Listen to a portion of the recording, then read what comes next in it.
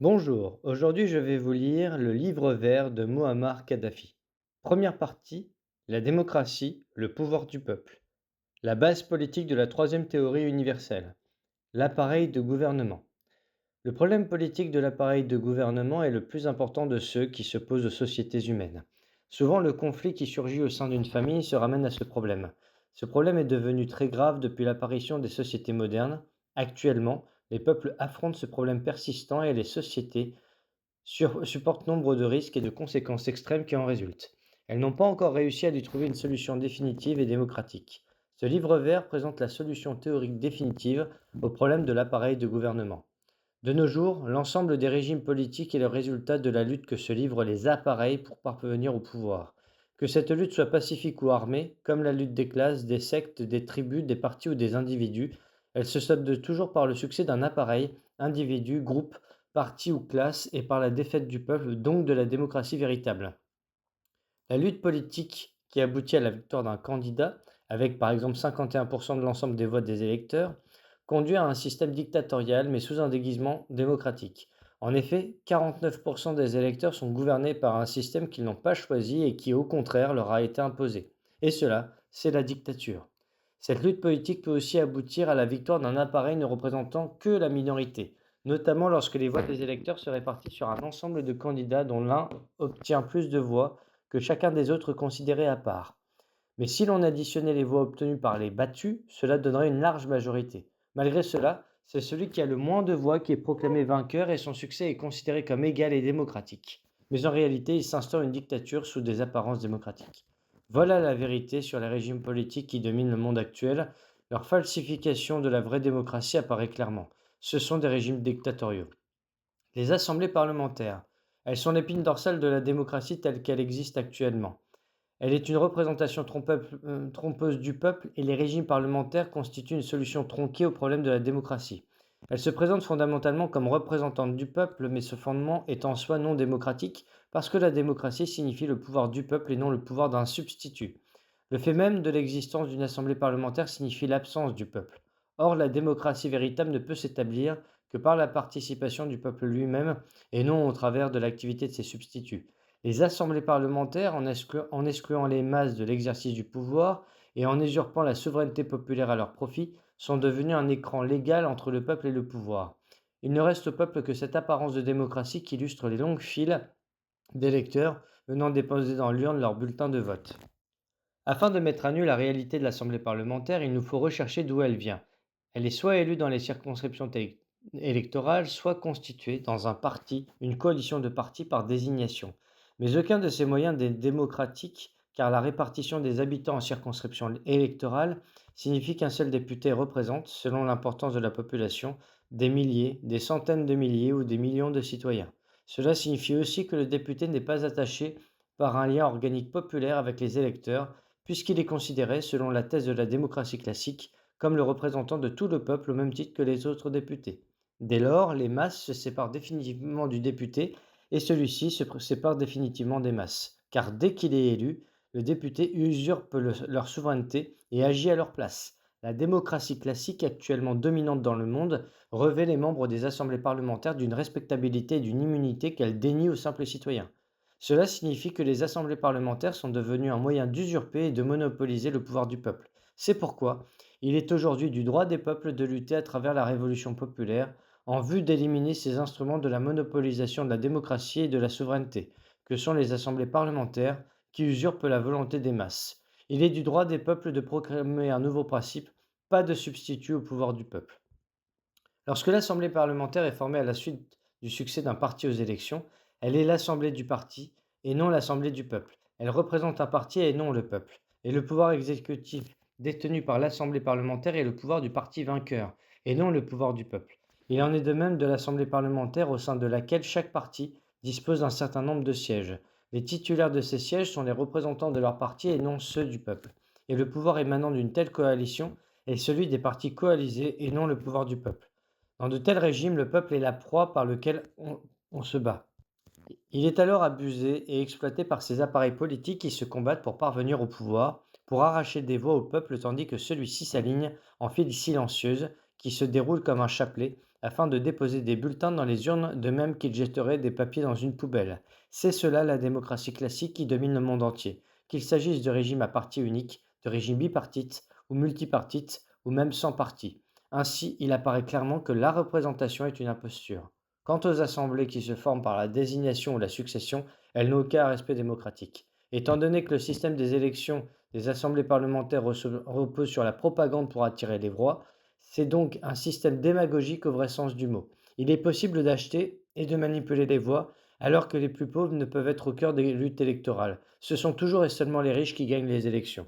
Ce sont les philosophes, les penseurs et les écrivains qui se sont fait les avocats de la théorie de la représentation parlementaire, au temps où les peuples étaient ignorants et menés comme des troupeaux par les rois, les sultans et les conquérants. L'aspiration ultime des peuples était alors d'avoir un mandant pour les représenter auprès des gouvernants, mais cette aspiration même était rejetée. C'est pour réaliser cette ambition que les peuples ont péniblement et longuement combattu. Il n'est donc pas raisonnable que maintenant, après la victoire de l'ère des républiques et le commencement de l'ère des masses, la démocratie soit seulement l'apanage d'un petit groupe de députés devant agir au nom des masses. C'est une théorie surannée et une méthode dépassée. Le pouvoir doit être entièrement celui du peuple. Les plus tyranniques dictatures que le peuple ait connues se sont établies à l'ombre des assemblées parlementaires. Le parti. C'est une dictature contemporaine. Il est l'appareil de gouvernement de la dictature d'une fraction sur l'ensemble. Il est de nos jours le dernier en date des appareils dictatoriaux. Et comme le parti n'est pas un individu, il reflète une démocratie apparente en forgeant des assemblées ou des commissions, sans compter la propagande à laquelle se livrent ses membres. Le parti n'est nullement un appareil démocratique parce qu'il se compose des gens qui ont les mêmes intérêts, les mêmes vues ou la même culture, ou font partie d'une même région, ou ont la même idéologie et qui se regroupent en un parti pour assurer leurs intérêts ou imposer leurs vues ou étendre le pouvoir de leur doctrine à la société tout entière. Leur objectif est de parvenir au pouvoir au nom de l'exécution de son propre programme. Il n'est pas démocratiquement admissible qu'un parti gouverne le peuple tout entier car celui-ci est constitué d'intérêts, d'opinions, de tempéraments, d'idéologies ou d'origines différentes. C'est un appareil de gouvernement dictatorial permettant à ceux qui ont les mêmes conceptions ou les mêmes intérêts de gouverner le peuple comme un tout, ou par rapport au peuple, le parti est une minorité. Former un parti, c'est mettre en place l'instrument qui permettra de gouverner le peuple, c'est-à-dire de gouverner ceux qui sont en dehors du parti, car le parti se fonde essentiellement sur une théorie autoritaire et arbitraire, à savoir le despotisme de ses membres sur les autres éléments du peuple. Le parti avance que son arrivée au pouvoir est le moyen de réaliser ses objectifs et que ces objectifs sont ceux du peuple. Telle est la théorie qui justifie la dictature du parti et qui sert de base à toute dictature. Quel que soit le nombre de partis, cette théorie est toujours la même. Mieux l'existence de plusieurs partis exacerbe la lutte pour le pouvoir, qui aboutit à l'anéantissement de tout acquis du peuple et sabote tout plan de développement de la société. C'est cette destruction qui justifie la tentative du parti rival de prendre la place du parti au pouvoir. La lutte des partis, si elle ne se solde pas par la lutte armée, qui est rare, prend la forme de la critique et du dénigrement mutuel. C'est un combat qui se déroule nécessairement au préjudice des intérêts vitaux et suprêmes de la société, dont certains membres, sinon tous, font inévitablement les frais de la lutte des appareils pour parvenir au pouvoir. Car c'est dans l'effondrement même de ces intérêts que le parti ou les partis d'opposition trouvent la preuve de la justice de son argumentation contre le ou les partis au pouvoir. Le parti d'opposition, en tant qu'appareil de gouvernement désirant parvenir au pouvoir, doit nécessairement abattre l'appareil en place et pour ce faire, il lui faut en saper les réalisations et en dénigrer les projets, même si ceux-ci sont profitables à la société. Et c'est ainsi que les intérêts de la société et ses projets deviennent les victimes de la lutte des partis pour le pouvoir. Certes, le conflit né de la multiplicité des partis suscite une activité politique intense, mais il n'en demeure pas moins que ce conflit est d'une part destructeur politiquement, socialement et économiquement, et d'autre part se solde toujours par la victoire d'un outil, d'un appareil semblable au précédent, c'est-à-dire par la chute d'un parti et la victoire d'un autre. Mais c'est toujours la défaite du peuple, donc la défaite de la démocratie. En outre, les partis peuvent être achetés ou corrompus, aussi bien de l'intérieur que de l'extérieur. À l'origine, le parti s'érige en représentant du peuple, puis la direction du parti devient la représentante des membres du parti, puis le président du parti devient le représentant de la direction, ainsi, le jeu des partis se révèle comme un jeu comique qui est trompeur, basé sur la caricature d'une démocratie au contenu égoïste et fondé sur le jeu des manœuvres politiques. Le système de partis est donc bien l'appareil de la dictature moderne, une dictature sans masque que le monde n'a pas encore dépassée, c'est réellement la dictature de l'époque contemporaine. Le parlement du parti victorieux est le parlement de ce parti. Le pouvoir exécutif mis en place par le Parlement est le pouvoir du parti sur le peuple. Le pouvoir du parti, qui est censé être au service de tout le peuple, est en réalité l'ennemi juré d'une fraction du peuple, celle constituée par le ou les partis d'opposition et leurs partisans. L'opposition n'est donc pas le censeur populaire du parti au pouvoir, elle guette plutôt son heure pour accéder elle-même au pouvoir. Selon la thèse de la démocratie classique, le censeur légitime du parti au pouvoir est le Parlement, dont la majorité des membres appartiennent à ce parti. C'est-à-dire que la censure est entre les mains du parti gouvernant et que le pouvoir émane du parti censeur. Ainsi apparaissent clairement l'imposture, la falsification et la fausseté des théories politiques dominant le monde et dont est issue la démocratie classique dans sa forme actuelle. Le parti ne représente qu'une faction du peuple alors que la souveraineté populaire est indivisible. Le parti gouverne à la place du peuple alors qu'il ne doit pas y avoir de substitut au pouvoir du peuple. Le parti est la tribu des temps modernes. C'est la secte. La société gouvernée par un parti unique est en tout point semblable à celle gouvernée par une seule tribu ou une seule secte, car le parti, comme cela a déjà été souligné, est l'expression des conceptions, des intérêts, des idéologies, des origines d'un seul groupe de la société. Le parti est en fin de compte une minorité par rapport au peuple tout entier, tout comme la tribu ou la secte. Cette minorité a les mêmes intérêts ou la même idéologie. De ces intérêts ou de cette idéologie découle la même conception. Il n'y a pas de différence entre un parti et une tribu, sinon le lien de sang qui a d'ailleurs peut-être existé à la naissance du parti. La lutte des partis pour le pouvoir ne diffère en rien de la lutte des tribus et des sectes pour le pouvoir. Si le système tribal ou sectaire est politiquement rejeté et honni, il doit en être de même pour le système des partis, car tous deux procèdent de la même démarche et conduisent au même résultat. Pour la société, la lutte des partis a un effet aussi néfaste et destructeur que la lutte tribale ou sectaire. La classe. Le système politique de classe est identique à celui des partis, des tribus ou des sectes. Qu'une société politique soit dominée par une classe, un parti, une tribu ou une secte, c'est finalement la même chose. La classe, comme le parti, la tribu ou la secte, est un groupe de personnes qui partagent les mêmes intérêts. Ces intérêts communs naissent de l'existence d'un groupe de gens qu'unissent des liens de sang, d'idéologie, de culture, de lieu ou de niveau de vie. La classe, le parti et la tribu naissent de causes identiques qui conduisent au même résultat, c'est-à-dire que des liens de sang, de croyances, d'idéologie, de niveau de vie, de culture ou de lieu découlent une même conception pour parvenir à un même but. La forme sociale du groupe se manifeste donc sous l'aspect d'une classe, d'un parti, d'une tribu ou d'une secte qui mettra en place un appareil dont la démarche politique sera de réaliser des vues et les intérêts du groupe. Dans tous les cas, le peuple n'est ni la classe, ni le parti, ni la secte. Chacun d'eux n'est qu'une fraction du peuple et n'en représente qu'une minorité. Lorsqu'une classe, un parti ou une secte domine la société, on se trouve en face d'un régime dictatorial. Malgré tout, la coalition de classes ou de tribus reste préférable à la coalition de partis, car à l'origine, le peuple est essentiellement constitué d'un ensemble de tribus. Il est rare de trouver en effet quelqu'un n'appartenant pas à une tribu et tout le monde fait partie d'une classe définie. Mais aucun parti ou coalition de partis ne peut regrouper tout un peuple et c'est pourquoi il n'est qu'une minorité face aux larges masses qui n'y adhèrent pas. Conformément à la véritable démocratie, il est justifiable qu'une classe, un parti, une tribu ou une secte écrase pour ses propres intérêts tous les autres. Admettre une telle domination signifie rejeter la logique de la démocratie et s'en tenir à la logique de la force. C'est un acte de dictature contraire aux intérêts de toute la société qui n'est constituée ni d'une seule classe, ni même des adhérents d'un seul parti. Une telle attitude ne peut trouver aucune justification. La dictature s'explique en reconnaissant que la société est bien constituée de plusieurs éléments, mais que l'un d'entre eux doit éliminer les autres afin de rester seul au pouvoir. Une telle action n'est donc pas de l'intérêt de l'ensemble de la société, mais uniquement de l'intérêt d'une seule classe, d'une seule tribu, d'une seule secte ou d'un seul parti, c'est-à-dire de l'intérêt de ceux qui prennent le pouvoir, car cette mesure discriminatoire est essentiellement dirigée contre les membres de la société qui n'appartiennent pas au parti, à la classe, à la tribu ou à la secte qui entreprend cette élimination.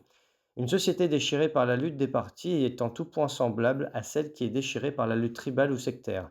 Le parti constitué au nom d'une classe se transforme automatiquement en substitut de cette classe, transformation spontanée, qui se poursuit jusqu'à ce qu'il devienne l'héritier de la classe ennemie à la sienne.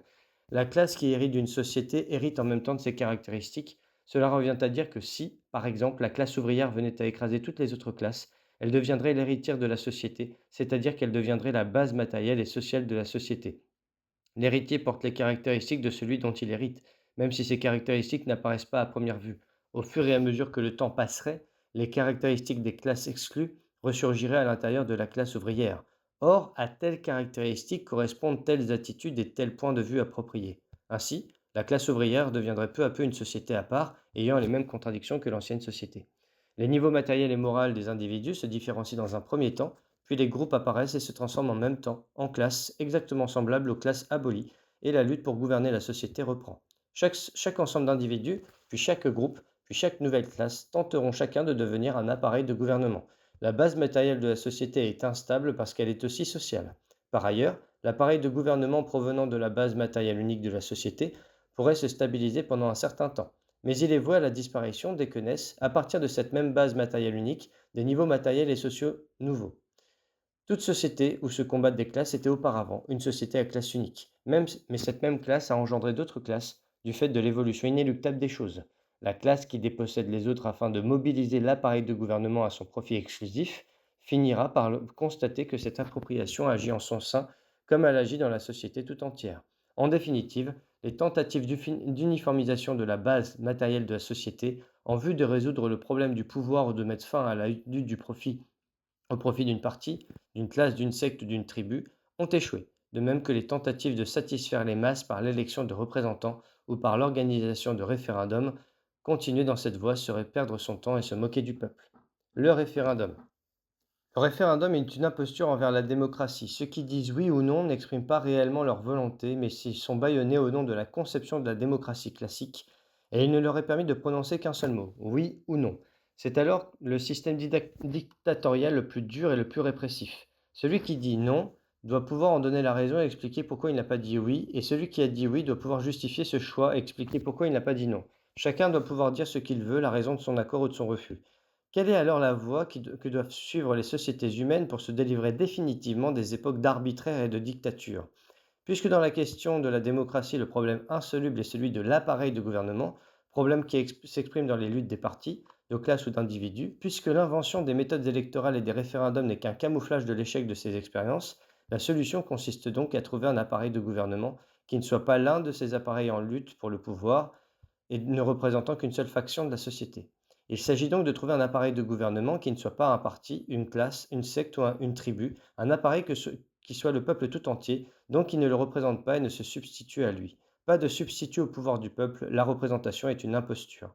S'il était possible de trouver cet appareil, le problème serait donc résolu. La démocratie populaire deviendrait réalité et les sociétés humaines auraient mis fin à l'arbitraire et à la dictature qui seraient remplacées par le pouvoir du peuple. Le livre vert présente la solution définitive au problème de l'appareil de gouvernement. Il indique au peuple le moyen de passer de l'ère de la dictature à celle de la démocratie véritable. Cette nouvelle théorie est fondée sur le pouvoir du peuple sans substitut ni représentation. Elle réalise une démocratie directe d'une manière organisée et efficace.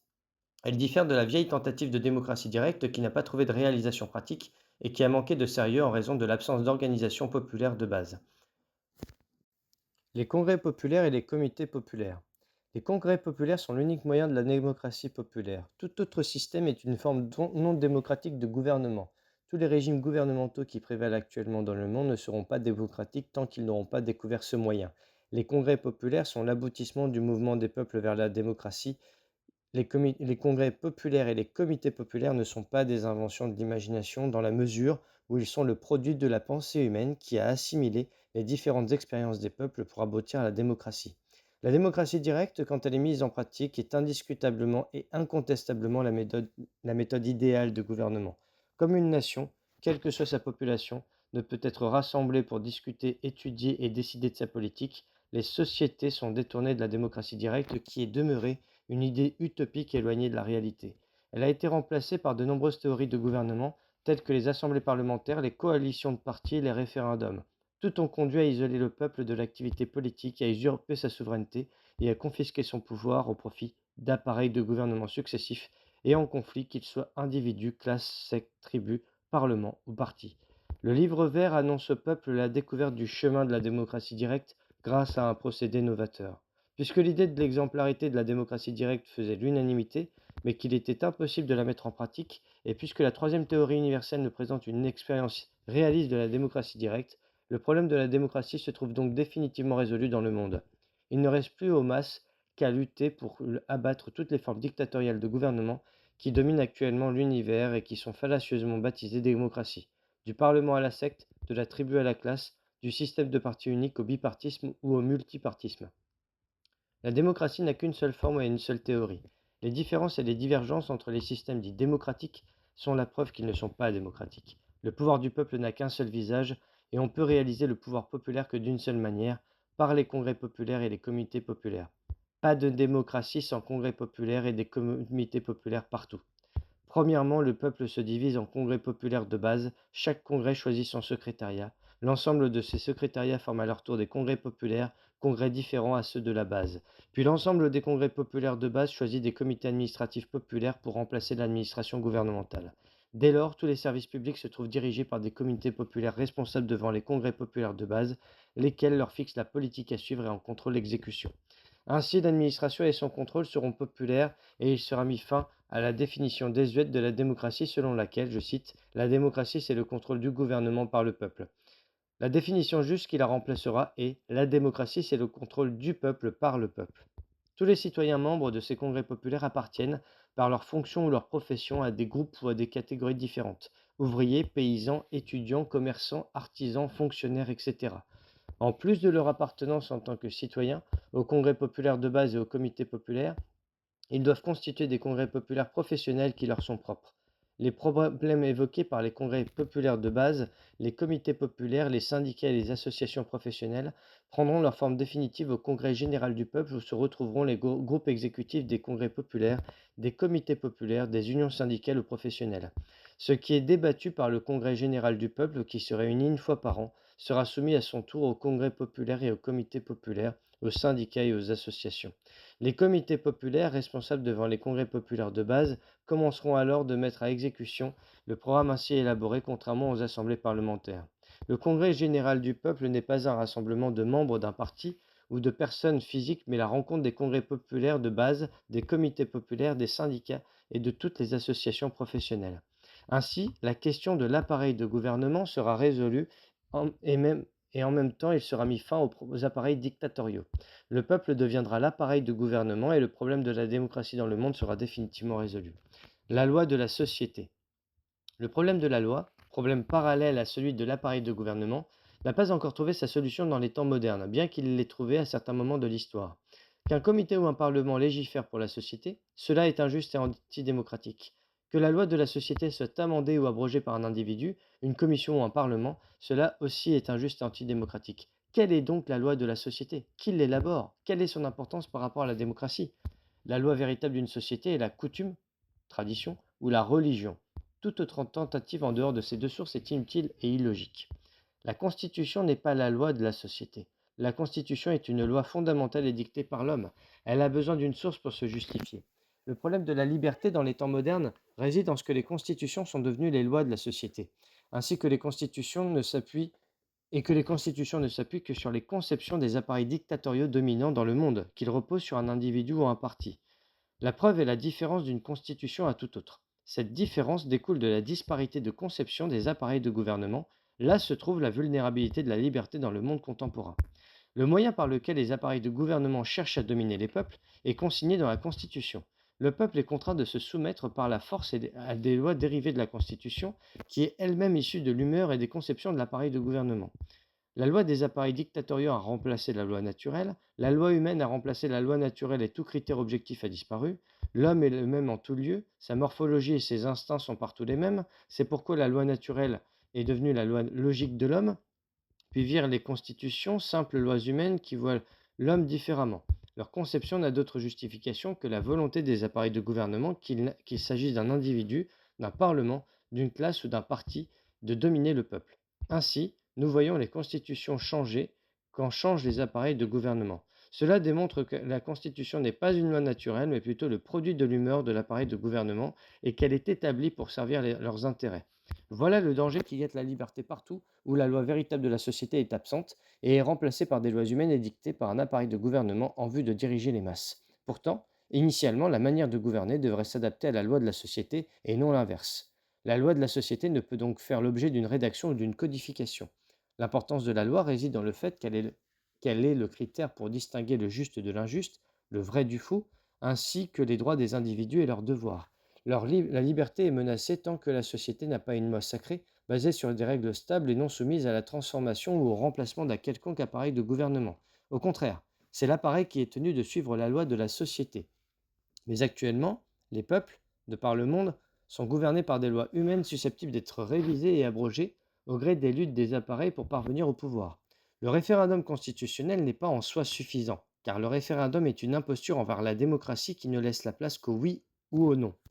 Les peuples sont obligés de se soumettre au résultat du référendum en vertu des lois humaines. Le référendum constitutionnel ne signifie pas que la Constitution est la loi de la société, il signifie qu'elle est une simple constitution, un simple objet soumis à référendum et rien d'autre. La loi de la société est un patrimoine humain éternel, pas la propriété des vivants seulement. C'est pourquoi rédiger une constitution et la soumettre à référendum des seuls votants est une mascarade. Les codes rédigés par l'homme issus des constitutions regorgent de sanctions matérielles, alors que la loi coutumière en est à peu près dépourvue. La loi coutumière ne prévoit pas de sanctions matérielles mais des sanctions morales, seules dignes de l'homme. La religion englobe et absorbe la coutume, la plupart des sanctions religieuses matérielles sont renvoyées au jour du jugement dernier, la plupart de ces commandements sont des enseignements, des indications et des réponses à des questions. Cette loi mérite le respect de l'homme. La religion ne prescrit de sanctions immédiates que dans les cas où celle-ci se révèle absolument nécessaire pour protéger la société. La religion absorbe la coutume, qui est l'expression de la vie naturelle des peuples. Dès lors, la religion est une confirmation de la loi naturelle. Les lois non coutumières et non religieuses sont des créations de l'homme contre l'homme. Elles sont par conséquent injustes parce que dépourvues de cette source naturelle que sont la coutume et la religion. Qui contrôle la marche de la société? La question est de savoir qui contrôle la société pour prévenir une éventuelle déviation par rapport à la loi. Démocratiquement, aucun groupe ne peut, au nom de la société, prétendre disposer seul du droit de contrôle. La société est son propre censeur.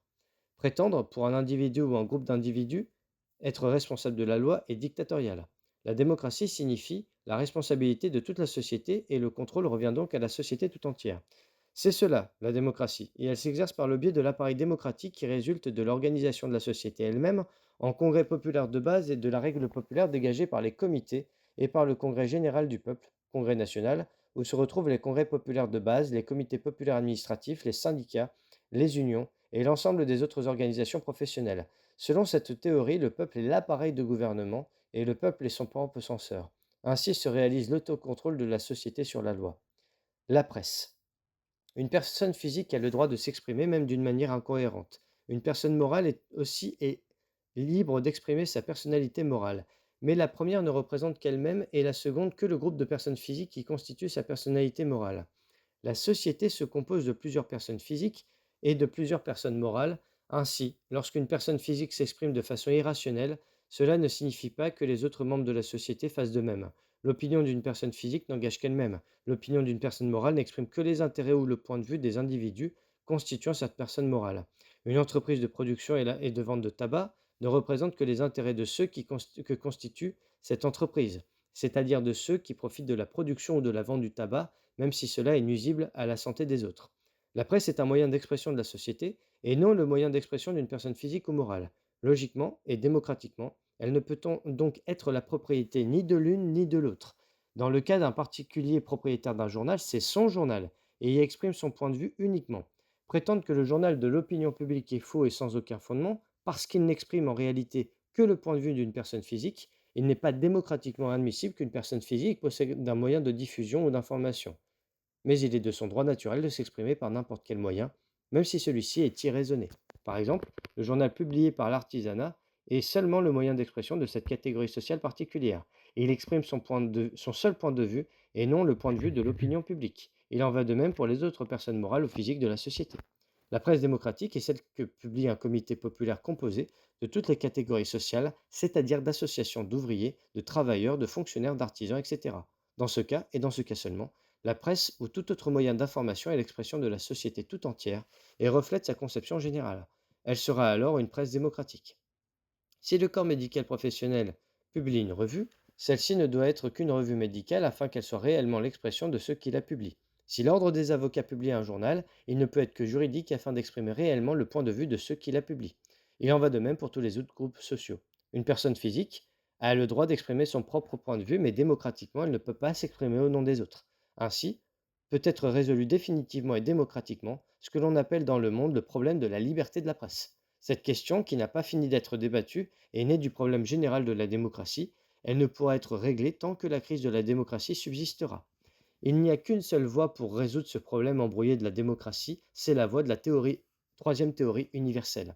Selon cette théorie, le régime démocratique est une construction cohérente qui repose sur les congrès populaires de base, les comités populaires et les unions professionnelles, lesquels se retrouvent tous ensemble dans le congrès général du peuple. Il n'existe absolument aucune autre conception d'une réelle société démocratique en dehors de celle-ci. Finalement, après l'époque des républiques, l'ère des masses s'approche rapidement de nous, enflammant les sentiments et éblouissant les yeux. Mais autant cette ère nouvelle est annonciatrice de liberté variable et d'affranchissement des chaînes des appareils de gouvernement, autant elle peut s'accompagner d'une ère d'anarchie et de démagogie, à moins encore que la démocratie nouvelle ne rechute et que revienne alors le pouvoir d'un individu, d'une classe, d'une secte, d'une tribu ou d'un parti. Telle est la démocratie véritable d'un point de vue théorique, mais dans la pratique, ce sont toujours les plus forts qui gouvernent. Deuxième partie, la solution du problème économique, le socialisme. Les fondements économiques de la troisième théorie universelle. Le socialisme. Dans le règlement des conflits opposant travail-salaire, c'est-à-dire les relations entre patrons des travailleurs et entre propriétaires et producteurs, d'importants progrès ont été accomplis. La réduction des heures de travail, la rémunération des heures supplémentaires, les divers congés, la reconnaissance d'un salaire minimum garanti, la participation des travailleurs à la gestion et aux bénéfices de l'entreprise, l'interdiction des licenciements arbitraires, la sécurité sociale, le droit de grève, la réglementation du travail figurent en général dans la plupart des législations contemporaines. Des changements non moins appréciables ont été obtenus dans la mutation du droit de la propriété, pardon, avec l'apparition de certains systèmes qui ont soit limité les revenus, soit transformé la propriété en propriété privée en propriété d'État. Et malgré tous ces progrès, certes non négligeables, et les remèdes apportés à l'amélioration du sort des travailleurs, le problème leur reste posé fondamentalement à l'échelle mondiale, même s'il est devenu moins aigu que par le passé. Bien que la notion de propriété ait subi de profondes modifications en évoluant de l'extrême droite à l'extrême gauche et en prenant diverses formes intermédiaires, les producteurs demeurent des salariés. Pour modifier la nature du salaire, les expériences n'ont pas été moins nombreuses, mais les résultats se réduisent aux avantages obtenus par les travailleurs, défendus par les syndicats et garantis par les législations. La situation dégradante des travailleurs au lendemain de la révolution industrielle a évolué, et bien qu'avec le temps, ouvriers, techniciens et employés ont acquis des droits qui dans le passé semblaient utopistes et inaccessibles, aucune réponse satisfaisante n'a été proposée pour résoudre le principe du salariat. Certes, de nombreuses réformes ont été apportées, mais elles sont plus proches de la charité que d'une véritable reconnaissance des droits des travailleurs. Pourquoi les travailleurs perçoivent-ils un salaire? Les travailleurs perçoivent un salaire parce qu'ils ont effectué une opération de production pour le compte d'un tiers qui les paye dans ce but. Ils n'ont pas l'usufruit de leur production et ont été contraints d'y renoncer moyennant salaire. Or, la règle équitable est celui qui produit dispose de sa production. Quelles que soient les améliorations apportées au salaire, le salarié reste une sorte d'esclave d'un maître qui le paie. Ou plutôt, il est un esclave temporaire et cet esclavage est basé sur le fait qu'il fournit un travail en contrepartie du salaire que lui verse un patron, un individu, voire un gouvernement. Car l'entreprise publique comme l'entreprise privée n'accorde à ses employés que des salaires assortis de diverses aides sociales comparables à l'aumône accordée par les riches. À la différence de l'entreprise privée, dont le revenu revient au propriétaire, le revenu de la propriété publique devrait revenir à l'ensemble de la collectivité, travailleurs compris. Cela serait juste si on ne retenait que l'intérêt de la société en faisant abstraction de celui des travailleurs, et à la condition que dans cette société, la propriété soit monopole d'État, et que le pouvoir y soit exercé non par une classe, un parti ou un ensemble de partis, une secte, une tribu, une famille, un individu ou par une forme quelconque de représentation, mais par le peuple tout entier par le biais des congrès populaires, des comités populaires et des syndicats. La propriété pourrait bien changer demain, le résultat serait le même. Le travailleur demeure un salarié tant qu'il n'a pas été rétabli dans son droit sur sa propre production et que celle-ci continue à être détournée au profit de la collectivité ou de l'employeur. La solution finale à ce problème consiste à abolir le salariat par la libération de l'homme de l'asservissement dans lequel celui-ci le maintient. Il faut retourner à la loi naturelle qui a organisé les rapports humains bien avant l'apparition des classes, des gouvernements et des législations positivistes. La loi naturelle est en effet le critère, la référence et la source unique des rapports humains. Elle a donné naissance à un socialisme naturel fondé par l'égalité des facteurs de production et a assuré la répartition à peu près équitable des produits de la nature entre les individus. L'exploitation de l'homme par l'homme et la constitution par un individu d'une fortune dépassant ses besoins constituent une entorse à la loi naturelle et l'amorce d'une perversion et d'une déviation dans la vie de la société, ainsi que le signe avant-coureur d'une société d'exploitation. En analysant les facteurs de production, on se rend compte qu'ils ont toujours été composés de facteurs essentiels, les matières de production, les moyens de production et les producteurs. L'équité dictée par la loi naturelle veut que chaque composant qui participe à la production en ait sa part, car si on élimine l'un d'entre eux, il n'y a pas de production. Le fait que chaque élément joue un rôle essentiel et indispensable lui confère une égalité naturelle. Celle-ci doit se traduire au niveau de la répartition de la production. Ce principe d'égalité doit s'appliquer à tous les facteurs de la production. S'ils sont deux, la part de chacun correspondra à la moitié du total. S'ils sont trois, au tiers. Il ne peut y avoir prééminence d'un élément sur l'autre, car cela aboutirait à transgresser la loi naturelle et à porter atteinte aux droits d'autrui. De l'application de cette loi naturelle à la réalité historique ou contemporaine, on peut dégager l'enseignement suivant. À l'origine, la production artisanale était composée de deux éléments, la matière de production et le producteur. Par producteur, on désigne des travailleurs. Ce terme, comme ceux de prolétaires ou d'ouvriers, ne correspond plus à la réalité. Car parallèlement à l'évolution des sciences et techniques, on assiste à un changement qualificatif et quantitatif de la classe ouvrière qui tend à diminuer. Un troisième élément est apparu, le moyen de production, utilisant d'abord l'énergie animale puis la machine. Parallèlement, on assiste à une transformation des matières premières, de simples et bon marché à celles plus élaborées et donc plus chères. L'homme lui-même voit sa condition changer, de simples manœuvres à celles d'ingénieurs ou de techniciens, la masse des ouvriers cédant progressivement à la place des groupes limités de techniciens. Ces mutations entraînent des modifications quantitatives et qualitatives et n'ont pas pour autant modifié, quant au fond, les facteurs de production en tant qu'éléments indispensables au processus productif. Ainsi, par exemple, le minerai de fer, un des facteurs de production de tout temps, était jadis utilisé artisanalement avec des moyens primitifs pour fabriquer un couteau, une hache ou une lance. Il est aujourd'hui traité dans les hauts fourneaux pour être, sous le contrôle d'ingénieurs et de techniciens, usiné et transformé en machines et véhicules de tout genre. De même, le cheval, le mulet ou le chameau font place à des machines puissantes et complexes. L'outil, quant à lui, a suivi la même évolution, de l'objet rudimentaire et de l'âge de pierre aux équipements modernes et plus sophistiqués. C'est d'ailleurs cette constante qui rend inévitable le retour à la loi naturelle pour résoudre définitivement le problème économique. Ceci est d'autant plus vrai que dans le passé, toutes les tentatives ayant ignoré cet aspect se sont soldées par des échecs complets. Toutes les théories qui ont été élaborées n'ont abordé le problème économique que sous l'angle de la propriété de l'un des facteurs de production ou de celui des salaires. Le seul vrai problème de la production n'a jamais été résolu, à tel point que la caractéristique commune à tous les systèmes économiques instaurés dans le monde est la négation du droit du travailleur à sa production, que celle-ci soit pour le compte de la société ou pour celui de l'entreprise privée.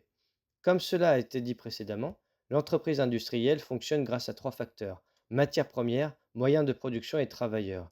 La production est le résultat obtenu par les travailleurs qui utilisent le matériel pour transformer les matières premières. Ainsi, les produits finis prêts à la consommation ou à l'utilisation ont parcouru un processus qui n'aurait pu avoir lieu sans les matières premières, les usines et les travailleurs. Si un des éléments manque, il y a blocage. Sans matières premières, l'usine ne pourrait fabriquer. Sans usine, les matières premières resteraient à l'état brut. Sans travailleurs, l'usine ne pourrait fonctionner. L'égale importance des trois facteurs implique une répartition égale du produit obtenu. C'est en fonction de cette règle naturelle que le produit sera partagé en trois parts égales, réparties entre les trois facteurs de production. Ce système a l'avantage de prendre en considération non seulement l'entreprise, mais également les producteurs et les consommateurs. Dans l'agriculture, le principe est le même. Mais s'il n'y a que deux éléments, l'homme et la terre, la répartition du fruit du travail devra se faire entre les deux seuls facteurs participant effectivement au processus de production. En cas d'utilisation de moyens mécaniques, le produit sera réparti, comme dans l'industrie, entre la terre, l'agriculteur et la machine. Ainsi sera mis en place un système socialiste régissant la production en appliquant cette loi naturelle. Si la machine remplace aujourd'hui l'homme, les travailleurs, certes de moins en moins nombreux, restent néanmoins indispensables pour faire fonctionner le matériel et l'entretenir. Ce changement quantitatif a été accompagné par un changement qualificatif résultant des progrès techniques, remplaçant peu à peu l'énergie humaine par la machine. Une telle évolution n'a pas été sans modifier profondément la vie économique et sociale du monde du travail. Lentement, les masses prolétaires et ignorantes ont diminué. Parallèlement, de plus en plus de travailleurs accèdent au savoir et à la technique pour devenir techniciens, ingénieurs ou savants. Une des conséquences inéluctables de ce changement sera l'élimination progressive des syndicats ouvriers traditionnels qui céderont la place à des syndicats de techniciens ou d'ingénieurs. Les progrès scientifiques sont un acquis de l'humanité et le progrès est irréversible. Un autre effet indirect sera certainement la fin de l'analphabétisme. On assistera à la disparition progressive de la main-d'œuvre non qualifiée, mais l'homme avec ses qualités naturelles restera un élément fondamental du processus productif. Les besoins. Tant qu'il dépendra d'autrui pour assurer ses besoins, l'homme n'aura pas acquis sa complète liberté et restera exploité et asservi. Ce problème réel, source permanente de luttes et de conflits, subsistera tant qu'une partie de la population voudra contrôler l'autre. Le logement est une nécessité pour l'homme et sa famille, il ne doit appartenir à personne d'autre qu'à lui. Un homme n'est pas libre quand il habite une maison louée. En matière de logement, la politique suivie par les États a consisté à réglementer la location en bloquant ou en augmentant les loyers. La seule solution radicale et définitive est l'accession à la propriété. Dans la société socialiste, nul ne peut être maître des besoins de l'homme. Personne ne peut dans cette société bâtir un logement autant que pour lui-même et ses héritiers. La maison de l'individu étant un de ses besoins fondamentaux, nul ne peut construire dans le but de louer. Le revenu constitue un autre besoin essentiel, il ne peut donc, dans la société socialiste, être un salaire, pas plus qu'il ne peut être une aumône. Il n'y a pas de salariés dans la société socialiste, il y a des associés. Le revenu appartient à l'individu et il emploie comme il l'entend pour satisfaire ses besoins. C'est la part qui lui revient d'une production dont il est l'un des éléments indispensables. Ce n'est pas un salaire versé en contrepartie d'une production faite au profit d'un tiers. Le moyen de transport est également un besoin essentiel de l'individu et sa famille. Il ne doit pas appartenir à une autre personne. Dans la société socialiste, nul ne peut posséder des véhicules de location, car cela aboutirait à se rendre maître des besoins des autres. La terre. La terre n'est la propriété de personne. Chacun a le droit de l'exploiter par son travail d'agriculteur ou d'éleveur dans les limites de ses possibilités et de ses besoins durant toute sa vie, ainsi que celles de ses héritiers. Il ne peut cependant utiliser lui-même une autre personne salariée ou non pour travailler cette terre. La terre est immuable, tandis que ceux qui l'exploitent passent avec le temps. Ils peuvent changer de métier et de capacité. C'est pourquoi la terre sur laquelle se succèdent les générations ne peuvent faire l'objet d'une appropriation. Le but de la nouvelle société socialiste est d'édifier une collectivité heureuse parce que libre. Ceci ne peut se réaliser que par la satisfaction des besoins matériels et moraux de l'homme en libérant ses besoins de la domination d'autrui. La satisfaction des besoins devra se faire sans l'exploitation ni l'asservissement d'autrui, sinon cela serait en contradiction avec la finalité de la nouvelle société socialiste. Dans cette nouvelle collectivité, l'homme aura le choix de travailler soit à son compte pour assurer la satisfaction de ses besoins matériels, soit participer à une entreprise socialiste où il partagera le produit réalisé, ou encore effectuer un service public pour la collectivité qui lui garantira en retour ses moyens d'existence. L'activité économique dans la société socialiste nouvelle sera productive, visant la satisfaction des besoins de l'homme. Elle ne sera ni improductive, ni orientée vers le profit en vue d'une thésaurisation stérile excédant la satisfaction des besoins. Une telle orientation n'aura plus cours dans une société régie par des nouvelles règles socialistes. Le but légitime de l'activité économique des individus devient la seule satisfaction des besoins de l'homme. Le corollaire est donc que chaque individu ne peut prélever plus qu'il ne lui faut sur les biens de la société, car la richesse dans le monde et dans chaque société étant limitée, à un moment ou à un autre, il en prendrait inévitablement une partie assez semblable. Par contre, chacun a le droit à l'épargne sur sa propre production, mais sans avoir recours à l'effort d'autrui par l'exploitation des besoins des autres membres de la société. Cette règle fondamentale doit être rigoureusement respectée si l'on veut éviter qu'une fraction de la population en exploite une autre. Il ne sera plus possible de réaliser des bénéfices sur le travail d'autrui et d'augmenter l'épargne individuelle au-delà des besoins, car cela se ferait aux dépens des autres et deviendrait de l'exploitation. Le travail salarié, outre qu'il a servi l'homme, lui enlève aussi toute motivation, car le producteur y est un homme en location et non un associé. L'homme travaillant pour son propre compte est autrement plus dévoué dans sa tâche productive, car il est motivé par le fait qu'il compte sur son propre travail pour la satisfaction de ses besoins naturels. L'homme qui travaille dans une entreprise socialiste en y étant associé est également plus motivé, car une part de la production lui revient pour assurer ses besoins. Le salarié, quant à lui, est dépourvu de telle motivation. De ce fait, le salarié se trouve dans l'impuissance de résoudre le problème de l'accroissement et du développement de la production. Celle-ci repose en effet sur les épaules du salarié et se trouve exposée à une perpétuelle détérioration au niveau des produits ou celui des services. Quelques exemples illustrant les cas d'un travail salarié pour le compte de la société, d'un travail salarié pour le compte d'un intérêt privé et celui du travail non salarié. Donc le premier exemple, c'est le cas d'un travailleur qui produit 10 pommes pour le compte de la société qui lui octroie une pomme en contrepartie de la production, cette pomme satisfaisant complètement ses besoins. Un travailleur produit 10 pommes pour le compte de la société qui lui octroie une pomme en contrepartie de sa production, cette pomme ne satisfaisant pas les besoins de ce travailleur. Deuxième exemple, le travailleur produit 10 pommes pour le compte d'un individu et ne perçoit en échange qu'un salaire équivalent à au moins le prix d'une seule pomme. Et troisième exemple, un travailleur produit 10 pommes pour son propre compte. Il résulte de ces exemples. Premier cas, A. Le travailleur n'augmentera pas sa production, car quoi qu'il fasse pour l'augmenter, il n'obtiendra qu'une pomme pour la satisfaction de ses besoins. C'est pourquoi les forces laborieuses travaillant pour le compte de la société sont automatiquement et continuellement moroses. Dans le cas B du premier exemple, le travailleur n'est pas motivé par la production parce elle se fait au profit de la société, sans qu'il obtienne en contrepartie ce qui est nécessaire à la satisfaction complète de ses besoins. S'il continue à travailler, c'est parce qu'il est contraint de se soumettre aux conditions générales du travail qui prévalent dans la société. Dans le deuxième exemple, le travailleur ne se soucie pas de la productivité et se contente de travailler pour un salaire qui ne satisfait pas entièrement ses besoins.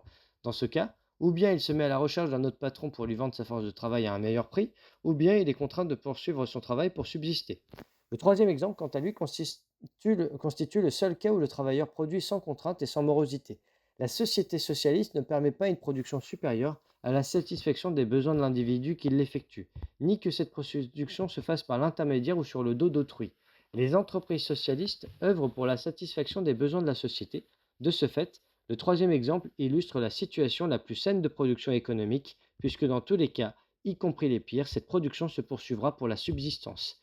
Et il n'est qu'à citer pour preuve le fait que la production dans les pays capitalistes se trouve concentrée et accumulée entre les mains d'une minorité de possédants oisifs qui exploitent les prolétaires à produire pour survivre. Cependant, le livre vert ne résout pas les seuls problèmes de production matérielle, mais aspire à frayer le chemin vers une solution globale des problèmes de la société humaine afin d'assurer la libération matérielle et morale de l'individu ainsi que son bonheur.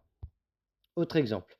Supposons que la richesse d'une société soit de 10 unités et que sa population soit également de 10 unités. La part de chacun sera de 1 dixième, soit une unité. Lorsqu'un membre de cette population détient plus d'une unité, c'est au détriment d'un autre qui, lui, ne disposera de rien. C'est ce qui explique qu'il y ait des riches et des pauvres dans les sociétés d'exploitation.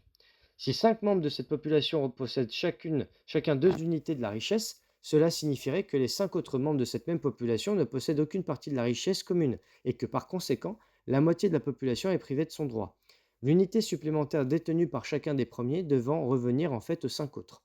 Par ailleurs, si la satisfaction des besoins d'un individu dans cette société ne nécessite qu'une unité de la richesse, celui qui détiendrait plus d'une unité usurperait de ce fait le droit des autres membres de la société. Il s'agirait là d'une thésaurisation qui se fait aux dépens des besoins d'autrui. C'est ce qui explique d'une part l'existence d'accapareurs de richesse et d'autre part de démunis qui recherchent une part de la richesse et qui n'obtiennent rien. Il s'agit là, de toute évidence, de vol et de pillage sous couvert d'une législation injuste d'exploitation en vigueur dans ce type de société. La richesse qui reste disponible une fois les besoins satisfaits devrait au contraire revenir à tous les membres de la société. Quant à l'épargne, les individus peuvent la faire en prélevant sur leurs seuls besoins, sinon cela aboutirait à une atteinte au droit de la collectivité sur sa richesse. Le fait d'être entreprenant et d'avoir un savoir-faire n'autorise pas pour autant la mainmise sur les parts d'autrui. Cependant, l'homme entreprenant peut tirer profit de ses qualités pour la satisfaction de ses besoins propres et pour l'épargne effectuée sur ces mêmes besoins. De même, les handicapés et les déficients mentaux ont eux aussi droit à la même part de la richesse que les autres membres de la société. La richesse de la société est comparable à un organisme d'approvisionnement ou à un entrepôt qui fournit quotidiennement aux hommes de quoi suffire à leurs besoins. Ceci étant, l'homme est libre soit de consommer la totalité de sa part, soit d'économiser sur celle-ci en utilisant ses compétences et son savoir-faire pour se constituer une épargne. Par contre, utiliser ce savoir-faire pour prélever plus que sa part sur le stock d'approvisionnement collectif est indéniablement un vol caractérisé effectué aux dépens de la société, ainsi qu'une atteinte à l'intérêt général. Dans la nouvelle société socialiste, les inégalités dans la détention de richesses ne sont pas tolérables. Dans le cas des personnes travaillant dans un service public, la société leur octroie une part équivalente à leur service, prélevée sur la richesse nationale. Cette part varie en fonction des services rendus par chacun d'eux. C'est là une nouvelle expérience qui vient couronner de magnifiques expériences historiques de la société humaine et qui parachève la lutte de l'homme pour sa liberté et son bonheur, la satisfaction de ses besoins et le rejet de l'exploitation. Elle met définitivement un terme au despotisme par une répartition équitable de la richesse de la société, dans un monde où chacun travaillera pour la satisfaction de ses propres besoins, sans faire travailler quelqu'un d'autre pour soi, et sans être lui-même employé par un autre. C'est là une théorie de la libération des besoins pour la libération de l'homme. La société socialiste nouvelle n'est autre qu'une conséquence dialectique découlant des rapports d'injustice existants dans le monde. Elle donne naissance à une solution naturelle qui est, d'une part, la propriété privée destinée à satisfaire les besoins de l'homme sans utiliser d'autres hommes, et d'autre part, la propriété socialiste au sein de laquelle les producteurs sont associés à la production et à son partage, remplaçant ainsi la propriété privée dont la production n'appartient pas aux salariés. Celui qui possède la maison que vous habitez, la voiture dans laquelle vous vous déplacez et qui assure votre salaire pour votre subsistance, s'approprie en fait votre liberté, ou du moins une partie de celle-ci. Or, la liberté est indivisible. Pour assurer son bonheur, l'homme doit être libre, et il ne peut l'être qu'en étant maître de ses besoins. Celui qui est maître des besoins d'un autre lui dicte sa loi, l'exploite et pourrait le réduire à l'esclavage, et ce en dépit de la législation qui pourrait lui interdire. Les besoins incompressibles et indispensables à la vie, du vêtement à la nourriture, de la voiture au logement, doivent être protégés et en aucun cas appartenir à un tiers. Ils constituent une propriété privée et sacrée.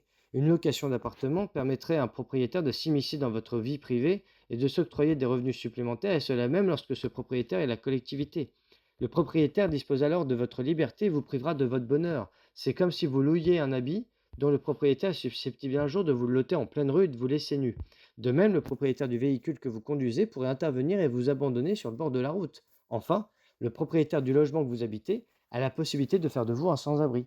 Il serait ridicule de prétendre résoudre les problèmes découlant des besoins de l'homme par des mesures juridiques, administratives ou autres. C'est sur ces besoins essentiels que la société, conformément à des lois naturelles, s'édifie et prend racine. Le but de la société socialiste est dans le bonheur de l'homme qui ne peut se réaliser qu'une fois sa liberté matérielle et morale acquise.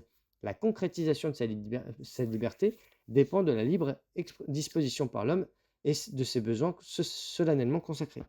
Cela signifie que vos besoins ne devraient être en aucun cas la propriété d'un autre ni susceptibles de vous être subtilisés par une quelconque partie de la société. Autrement, vous vivrez dans l'inquiétude, ce qui vous priverait de votre bonheur et ferait de vous un homme sans liberté, parce que vivant sous la menace d'éventuelles interventions extérieures visant vos besoins essentiels. Du fait des thèses économiques contradictoires qui s'affrontent actuellement dans le monde et en raison des rapports d'injustice découlant du salariat, restés à ce jour sans solution, le renversement des sociétés contemporaines fondées sur le salariat apparaît comme étant inéluctable, tout comme l'instauration de sociétés d'associés. La puissance des syndicats de travailleurs dans le monde capitaliste est apte à changer les sociétés capitalistes de sociétés de salariés en sociétés d'associés. L'éventualité de l'avènement de la révolution pour la réalisation du socialisme commence par la récupération par les producteurs de la part qui leur revient de leur production. L'objet des grèves ouvrières ne sera plus la revendication d'augmentation des salaires, mais pour l'association dans la production. Cela se fera, tôt ou tard. Le livre vert ouvre la voie. L'étape finale sera atteinte lorsque la société socialiste nouvelle parviendra au stade de la disparition du profit et de la monnaie. Cela se fera par la transformation de la société en une société entièrement productive et lorsque la production atteindra le stade de la pleine satisfaction des besoins matériels des membres de la société.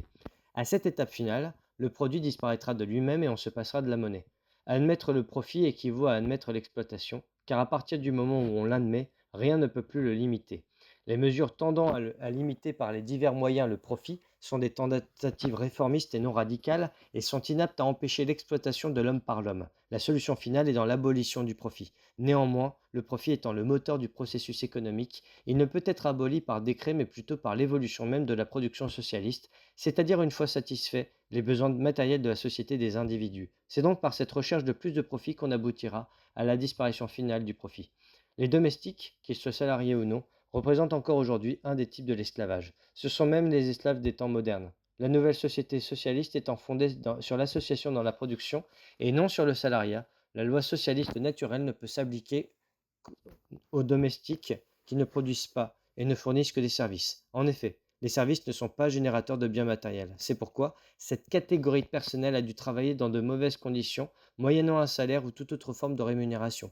Ainsi, les domestiques situés au bas de l'échelle socio-économique parmi les salariés méritent d'être libérés en priorité de la société du salariat, société d'esclaves. La troisième théorie universelle annonce la libération définitive des masses du joug de l'injustice, du despotisme, de l'exploitation et de la domination politique et économique et l'avènement de la société de tous les hommes. Chacun y sera libre. Tous seront égaux dans la détention du pouvoir, de la richesse et des armes pour que la liberté triomphe totalement et définitivement. Le livre vert trace la voie de l'émancipation des masses, salariés ou domestiques, et ainsi se réalisera la liberté de l'homme. Pour les domestiques, il est indispensable de lutter pour les libérer de leur situation d'asservissement en les intégrant dans la production où ils deviendront des associés et bénéficieront de parts selon leur travail. Les habitants d'une maison assureront eux-mêmes leur ménage. En cas de nécessité, on n'aura plus recours à des domestiques salariés ou non, mais à des fonctionnaires assurant des tâches de ménage et qui bénéficieront de l'avancement dans leurs fonctions et jouiront des garanties sociales et matérielles comme tout fonctionnaire. Troisième partie. Les fondements sociaux de la troisième théorie universelle. La force motrice de l'histoire humaine est le facteur social, c'est-à-dire le facteur national. Le lien social qui assure la cohésion de chaque groupe humain, de la famille à la tribu et à la nation est le fondement même de la dynamique de l'histoire. Les héros de l'histoire sont des êtres qui se sont sacrifiés pour des causes. Ils ne peuvent être définis autrement. Mais pour quelles causes? Ils se sont sacrifiés pour les autres, mais quels autres? Des hommes avec lesquels ils avaient des relations. La relation existante entre un individu et un groupe est une relation d'ordre social, c'est-à-dire identique à celle qui existe entre les membres d'une même communauté. La base sur laquelle se sont constituées les nations est le nationalisme. Les causes que nous évoquons donc sont des causes nationales. La relation nationale s'identifie à la relation sociale car sociale dérive de société, c'est-à-dire des liens existant au sein d'une société. Et le nationalisme dérive de nation, c'est-à-dire des liens existant au sein d'une nation. La relation sociale s'identifie donc à la relation nationale et réciproquement, puisque la société est la nation et que la nation est la société, même si elles diffèrent en nombre, mais à la condition que l'on écarte toute définition extensive du groupe, visant des groupements temporaires constitués sans aucune référence à l'appartenance nationale. Nous entendons par groupe toute communauté permanente, unie par un lien national qui lui est propre. Par ailleurs, les mouvements historiques sont des mouvements de masse, c'est-à-dire communautaires. L'action menée par une communauté est, pour elle-même, pour son indépendance vis-à-vis d'une autre communauté, bien que chacune ait sa propre communauté sociale. Les mouvements communautaires sont toujours des mouvements indépendantistes visant à réaliser l'autonomie des groupes vaincus, donc opprimés par un autre. Quant à la lutte pour le pouvoir, elle se déroule à l'intérieur du groupe, jusqu'à l'échelon de la famille, comme l'explique la première partie du livre vert traitant des fondements politiques de la troisième théorie universelle. Le mouvement communautaire est un mouvement d'une communauté pour elle-même, car, étant donné sa structure naturelle, une communauté a des besoins sociaux qui doivent être satisfaits d'une façon communautaire. Ces besoins ne sont en aucune façon individuels. Ce sont en réalité des droits, des revendications ou des objectifs communs à toute communauté liée par le même nationalisme. C'est pour cela que ces mouvements sont appelés des mouvements nationalistes. Les mouvements de libération nationale, dans la période actuelle, sont eux-mêmes des mouvements sociaux qui ne disparaîtront que lorsque cessera la domination d'un groupe par un autre groupe. En conséquence, le monde traverse actuellement un des cycles normaux de l'histoire, la lutte nationale pour le triomphe du nationalisme. C'est la réalité historique dans l'univers de l'homme et c'est une réalité sociale. Cela signifie que la lutte nationale, la lutte sociale, est le fondement de la dynamique de l'histoire car elle est puissante, plus puissante que les autres facteurs, elle en est l'origine, elle en est la base. Cette lutte est la nature de la jante humaine, c'est l'essence même de la vie. Les animaux, autres que l'homme, vivent également en groupe. Comme l'instinct de groupe est la condition de perpétuité des espèces du règne animal, le nationalisme est la raison de survie des nations. Les nations dont le nationalisme a été dissous sont celles dont l'existence même a été mise en cause. L'existence des minorités, qui constitue l'un des problèmes politiques du monde, est due à des causes sociales. Ce sont des nations dont le nationalisme a été détruit et dont les liens ont été rompus. Le facteur social est bien un facteur de vie, voire de survie. Il est donc bien un moteur naturel et inhérent à l'homme pour sa survie. Le nationalisme chez l'espèce humaine est l'instinct de groupe. Chez les animaux, sont comme le phénomène de gravitation dans le règne minéral et les corps célestes. Si la masse solaire perdait de sa force de gravité, les gaz qui la composent se disperseraient et son unité serait détruite. L'unité est donc la première condition de survie de toute chose. Le facteur d'unité de toute communauté est le facteur social, c'est-à-dire le nationalisme. C'est pour cela que les communautés luttent pour leur unité nationale et car leur survie en dépend. Le facteur national ou lien social agit automatiquement dans le sens de survie d'une nation, à l'instar de la force de gravité qui maintient la masse d'un corps autour du noyau. Dans la bombe atomique, la fission et la dispersion des atomes sont provoquées par l'explosion du noyau qui est le centre de gravitation. Le facteur d'unité est donc détruit, la force de gravité s'arrête et les éléments se dispersent. La bombe se désintègre. Telle est la loi naturelle immuable. L'ignorer ou la transgresser met en danger la vie elle-même. C'est ainsi que la vie de l'homme se détériore lorsqu'il l'ignore ou transgresse le nationalisme, c'est-à-dire le facteur social, l'attraction de la communauté, le secret de son existence. Seul le facteur religieux peut agir autant sur l'unité d'une communauté, car s'il peut diviser la communauté nationale, il peut également réunir des groupes de nationalités différentes. Toutefois, c'est en définitive le facteur social qui l'emporte. Il en a été ainsi au fil des siècles. À l'origine, chaque communauté avait sa religion, c'était l'harmonie. Puis ce fut différent, et cette différence a été une cause réelle de conflits et d'instabilité de la vie des peuples à travers les âges. La règle juste veut que chaque nation ait sa religion, c'est le contraire qui est anormal. De cette anomalie naît une situation malsaine, origine de graves différends au sein de la communauté nationale. La seule solution consiste à être en harmonie avec la règle naturelle, à savoir, à chaque nation sa religion, de telle sorte que le facteur social coïncide avec le facteur religieux. Ainsi, la vie des groupes se stabilise, se renforce et se développe sainement. Le mariage est un phénomène susceptible d'exercer des influences négatives ou positives sur la cohésion sociale, conformément à la règle naturelle de liberté, L'homme et la femme sont libres d'accepter celle ou celui qu'ils désirent et de refuser celui ou celle qu'ils ne désirent pas. Néanmoins, le mariage à l'intérieur du groupe renforce évidemment l'unité de ce groupe et contribue à un développement global en harmonie avec le facteur social. La famille. Pour l'être humain, la famille a plus d'importance que l'État. L'humanité se reconnaît dans l'individu et l'individu se reconnaît dans la famille qui est son berceau, son origine et son environnement social. Par nature, l'humanité est incarnée par l'individu dans la famille et non dans l'État qui lui est étranger. L'État est un système artificiel politique et économique, parfois militaire, sans rapport avec l'humanité. La famille est semblable à une plante, prise isolément dans la nature, mais qui demeure l'élément essentiel du monde végétal. Le fait d'aménager le milieu naturel en ferme ou jardin n'est qu'un processus artificiel sans rapport avec la nature de la plante formée de branches, de feuilles et de fleurs. Que les facteurs politiques, économiques ou militaires aient agencé les ensembles de familles en l'état n'a aucun rapport avec l'humanité. Toute situation, circonstance ou mesure provoquant la dispersion, la dislocation ou la disparition de la famille est en fait inhumain et antinaturel. C'est un acte arbitraire, comme toute action, circonstance ou mesure conduisant à la destruction de la plante, à la cassure de ses branches, au dessèchement de ses nervures et de ses feuilles. Les sociétés dans lesquelles l'existence et l'unité de la famille sont menacées, quelles qu'en soient les circonstances, sont semblables à ces champs dont la flore est menacée par l'érosion, l'incendie ou la sécheresse. Un jardin ou un champ prospère est celui où les plantes croissent, fleurissent, se pollinisent et s'enracinent naturellement. Il en est de même pour la société humaine. Une société humaine est une société dans laquelle l'individu se développe naturellement au sein de la famille. Ainsi, la famille s'épanouit et l'individu trouve son équilibre dans la grande communauté humaine, comme la feuille à la branche et la branche à l'arbre. Détachées, elles perdent vie et valeur. Tel est le cas de l'individu isolé de sa famille. Un individu sans famille n'a pas d'existence sociale et si une société humaine devait arriver à faire exister l'homme sans la famille, elle deviendrait une société de vagabonds, pareille à des plantes artificielles. La tribu. C'est une famille qui s'est agrandie par l'effet des naissances. Il s'ensuit que la tribu constitue une grande famille. De même, la nation est une tribu qui s'est agrandie par l'effet démographique. La nation est donc une grande tribu. Ainsi, le monde est-il la nation qui s'est ramifiée en différentes nations. Le monde constitue donc une grande nation. Le lien qui assure la cohésion de la famille est identique à celui qui maintient l'unité de la tribu, de la nation et du monde. Cependant, il s'affaiblit à mesure qu'augmente le nombre. Le sentiment d'appartenance à l'humanité est de même nature que celui d'appartenance à une nation, à une tribu, à une famille. Toutefois, l'intensité d'un lien diminue lorsqu'il s'élève d'un échelon restreint à un échelon plus vaste. C'est une vérité sociale qui n'est déniée que par celui qui l'ignore. Le lien social, la cohésion, l'unité, l'amitié et l'amour ont plus de force à l'échelon de la famille qu'à celui de la tribu. Plus de force à l'échelon de la tribu qu'à l'échelon de la nation. Plus de force enfin à l'échelon de la nation qu'à celui du monde. Les avantages, privilèges, valeurs et idéaux issus des liens sociaux existent là où ces liens sont forts. C'est une évidence première, c'est-à-dire qu'ils sont plus vigoureux à l'échelle de la famille qu'à celui de la tribu, à l'échelle de la tribu qu'à l'échelle de la nation, et à l'échelle de la nation qu'à celui du monde.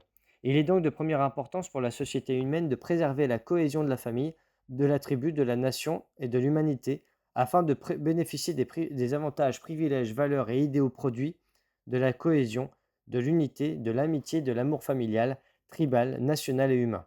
Ainsi, ces liens sociaux avec des bienfaits, des avantages et des idéaux qui s'y rattachent s'effacent lorsque se désagrège ou s'éteigne la famille, la tribu, la nation ou l'humanité. Du point de vue social, la société familiale est préférable à la société tribale.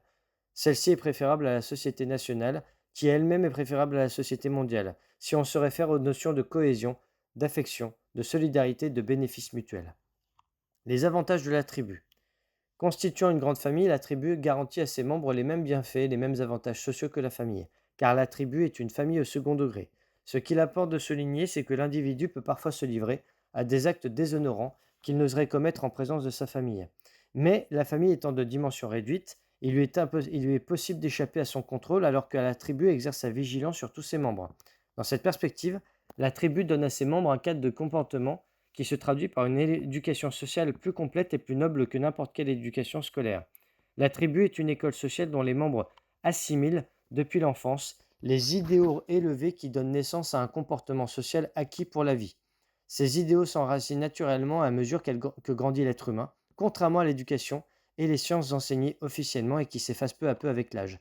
Il en est de même il en est ainsi car l'instruction a un caractère officiel, sanctionné par des examens et que l'individu a conscience qu'elle lui est imposée. La tribu est un parapluie social naturel assurant la sécurité dans la société. En vertu de ces traditions, Elle garantit collectivement à ses membres le paiement des rançons et des amendes, ainsi que la vengeance et la défense, c'est-à-dire une protection sociale. Le lien du sang est à l'origine de la formation d'une tribu, mais il n'est pas le seul, car l'affiliation n'est un autre. Avec le temps, la différence entre le lien du sang et le lien d'affiliation s'efface, la tribu apparaît alors comme une entité sociale et physique. Cependant, la tribu est avant tout une entité de lien de sang et d'appartenance. La nation. Couverture politique et nationale de l'individu, plus étendue que la couverture sociale offerte par le tribut à ses membres. Le tribalisme est préjudiciable au nationalisme, car l'allégeance tribale affaiblit le loyalisme national. De même, l'allégeance familiale prospère aux dépens du loyalisme tribal et l'affaiblit. Indispensable à la nation, le fanatisme national est en même temps une menace pour l'humanité. Dans la communauté mondiale, la nation occupe la même place que la famille au sein de la tribu. Plus les familles constituant une tribu se querellent, plus grande est la menace qui pèse sur cette tribu. De même, si les membres d'une famille se disputent et si chacun ne poursuit que son propre intérêt, cette famille est menacée. Et si les tribus constituant une même nation se querellent, ne cherchant que leurs intérêts, cette nation est menacée. Le fanatisme national, l'utilisation de la force contre des nations plus faibles, l'enrichissement national par le pillage des ressources d'autres nations, tout cela est néfaste pour l'humanité. Par contre, l'individu fort, qui se respecte et est conscient de ses responsabilités, est utile pour la famille. De même qu'une famille solide, respectable et consciente de son rôle, est socialement et matériellement utile à la tribu. Enfin, une nation avancée, productive et civilisée est bénéfique pour le monde tout entier. La structure politique et nationale se détériore si elle s'abaisse à de simples considérations familiales ou tribales. La nation est une grande famille qui a dépassé le statut de la tribu, ou de l'ensemble des tribus ayant la même origine, ainsi que celles qui, par affiliation, partagent le même destin. La famille ne devient qu'une nation qu'après avoir franchi les étapes de la tribu et ses ramifications et le processus d'intégration par divers mélanges. Socialement, cela se réalise à l'issue d'une période qui ne peut être que longue. Néanmoins, si le temps fait ainsi naître des nations, il contribue aussi à leur désintégration. L'appartenance à la communauté d'origine et l'apparentement par affiliation sont les deux fondements historiques de la nation. Toutefois, l'origine joue un rôle primordial et l'affiliation un rôle secondaire. La nation ne se définit pas uniquement par ses racines, même si celles-ci constituent la base, car la nation se forme en outre par l'accumulation, à travers les âges, d'êtres humains se regroupant sur le même aire géographique, forgeant une histoire commune, constituant ensemble un même patrimoine et affrontant le même destin. Abstraction faite des liens de sang, la nation est en définitive un sentiment d'appartenance et une communauté de destin. Pourquoi, dans ces conditions, le monde a-t-il vu l'apparition de grands États qui ont disparu par la suite pour voir réapparaître d'autres États et vice-versa? La raison en est-elle uniquement politique, sans rapport avec le fondement social de la troisième théorie universelle? Est-elle au contraire d'ordre social et par conséquent relevant du présent volume du livre vert? Vérifions. La famille est sans nul doute une structure sociale et non politique. Il en va de même pour la tribu qui est une famille qui s'est multipliée grâce à la natalité. De la même façon, la nation est une tribu qui a grandi, s'est ramifiée et s'est multipliée pour former plusieurs tribus. La nation est aussi une structure sociale fondée sur le rapport national, comme l'est la tribu sur le rapport tribal, la famille sur le rapport familial et les nations du monde sur le lien humain. Ce sont là des évidences. Par ailleurs, il existe une structure politique constituant l'État et formant la caste politique du monde. Mais pourquoi cette carte du monde ne cesse-t-elle de se modifier à travers les âges? Cela vient du fait que cette structure politique peut ne pas coïncider avec la structure sociale. Lorsque ces deux éléments coïncident, une nation est durable et immuable. En cas de changement imposé par un colonialisme extérieur ou d'une dégradation, la structure politique réapparaît sous le signe du combat national, de la renaissance nationale et de l'unité nationale. Lorsqu'une structure politique englobe plusieurs nations, son territoire est condamné à se morceler, chaque nation tendant à conquérir son indépendance sous l'emblème du nationalisme. Ainsi, la carte des empires que le monde a connue s'est disloquée parce que ces empires étaient composés de plusieurs nations, chacune d'elles ne tardant pas à se cramponner à son nationalisme et cherchant à conquérir son indépendance. Ainsi, l'empire éclate et chacune de ses composantes retourne à son origine sociale.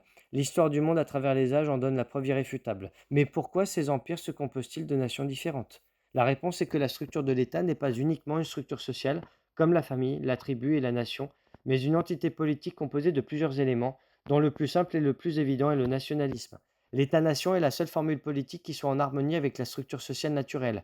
Il a une existence durable, pour autant qu'il n'a plus à subir la tyrannie d'un autre nationalisme plus puissant, ou que sa structure politique en tant qu'État n'est pas compromise par le jeu des tribus, des clans et des familles formant sa structure sociale.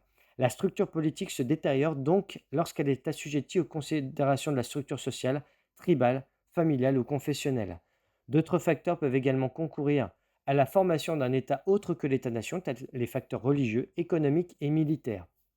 La communauté de religion, de même que les impératifs économiques et les conquêtes militaires, peuvent conduire à la constitution d'un État regroupant plusieurs nationalismes.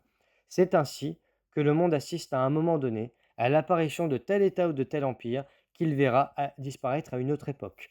Quand l'idée nationaliste se fait plus forte que l'esprit religieux et que le conflit éclate entre différents nationalismes réunis par une communauté de religion, par exemple, chaque nation reprend son indépendance, recouvrant ainsi sa structure sociale, l'empire alors disparaît.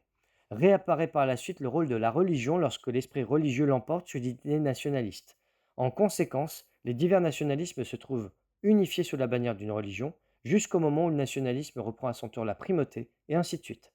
Tous les États qui regroupent plusieurs nationalismes à partir de fondements religieux, économiques, militaires ou idéologiques seront en proie à des conflits, tant que chaque nationalisme n'aura pas conquis son indépendance. Autant dire que le facteur social triomphe inéluctablement du politique. Quelles que soient les considérations politiques qui président à la création d'un État, la vie de l'individu se fonde sur la famille, la tribu, puis la nation et enfin l'humanité.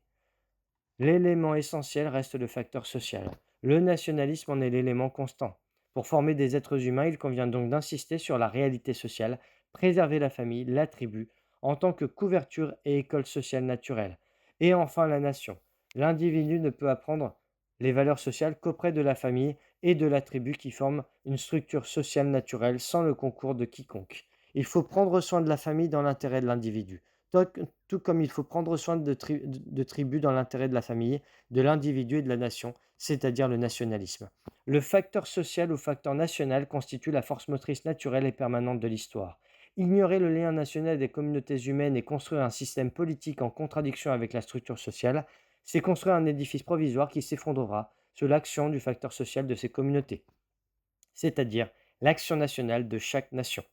Ce sont là des vérités inhérentes à la vie de l'homme et non pas des interprétations exégétiques. Tout individu, où qu'il se trouve, devrait en être conscient et agir en conséquence s'il veut que son action soit bénéfique.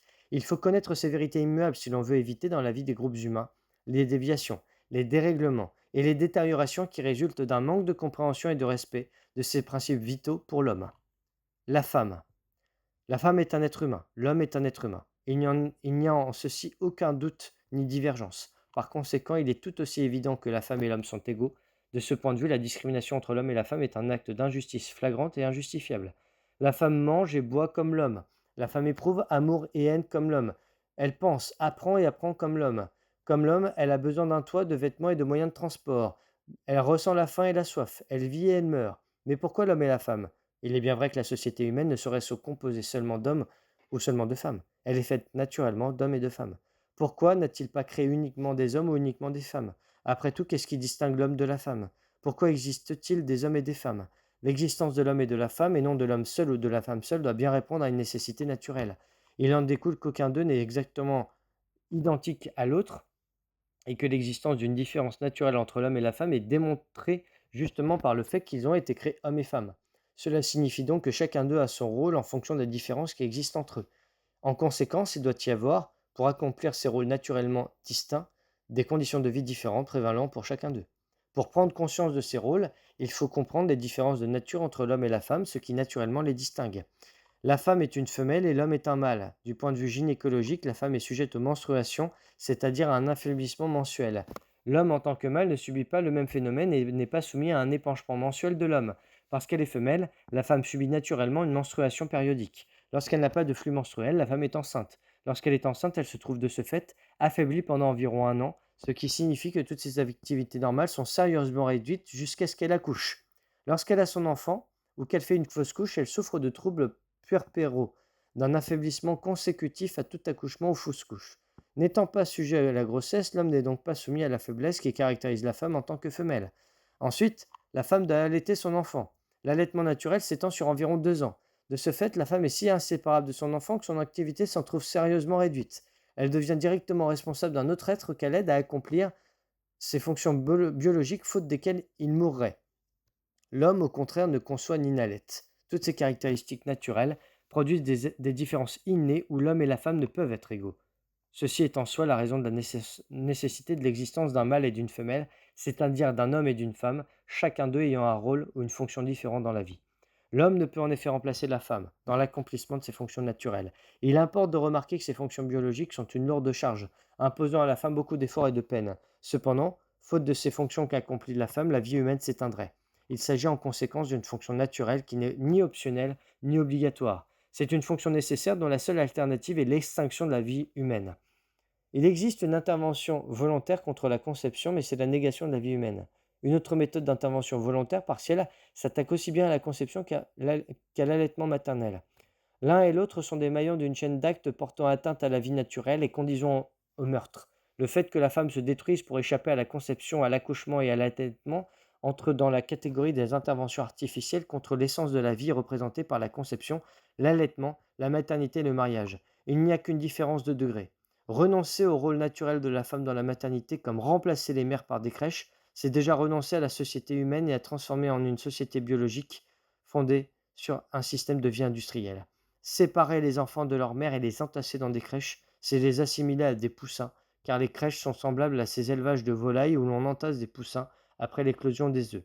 Rien ne convient mieux à la nature de l'être humain et à sa dignité que la maternité naturelle, où l'enfant doit être élevé par sa mère, dans une famille où prévalent la maternité, la paternité et la fraternité, et non dans une institution ressemblant à un élevage de volailles.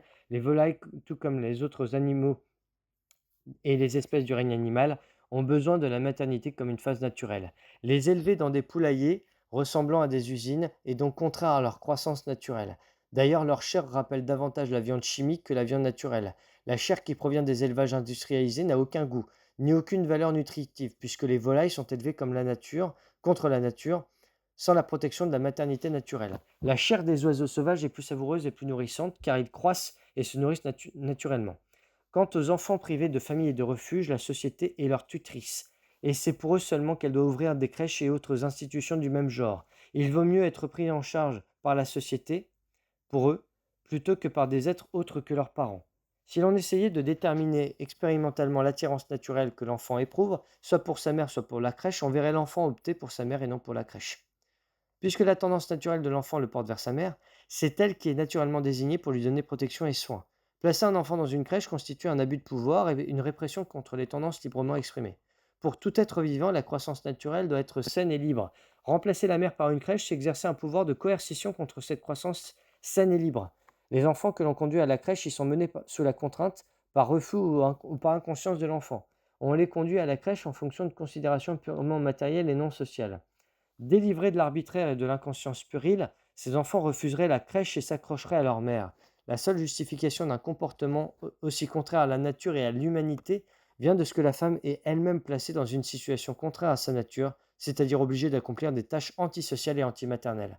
Dès lors que la nature lui a assigné un rôle différent de celui de l'homme, la femme doit être mise en demeure, en mesure d'assumer son rôle naturel. La maternité est propre à la femelle, non au mâle. Il est donc contraire à la nature de séparer les enfants de leur mère. Toute entreprise visant à éloigner l'enfant de sa mère relève de la contrainte, de l'oppression et de la dictature. La mère qui se démet de la maternité transgresse son rôle naturel dans la vie. La femme doit jouir de ses droits et bénéficier de dispositions favorables, non autoritaires et non oppressives. Ainsi peut-elle s'acquitter de son rôle naturel dans des conditions normales. Tout ce qui s'écarte de ce principe est générateur de contradictions. La femme que l'on oblige à abandonner sa fonction naturelle de contraception et de maternité est soumise à une contrainte, à une forme de dictature. La femme qui a besoin d'un travail lui interdisant d'accomplir sa fonction naturelle n'est pas libre, elle est contrainte et par la nécessité, car la nécessité est un frein à la liberté.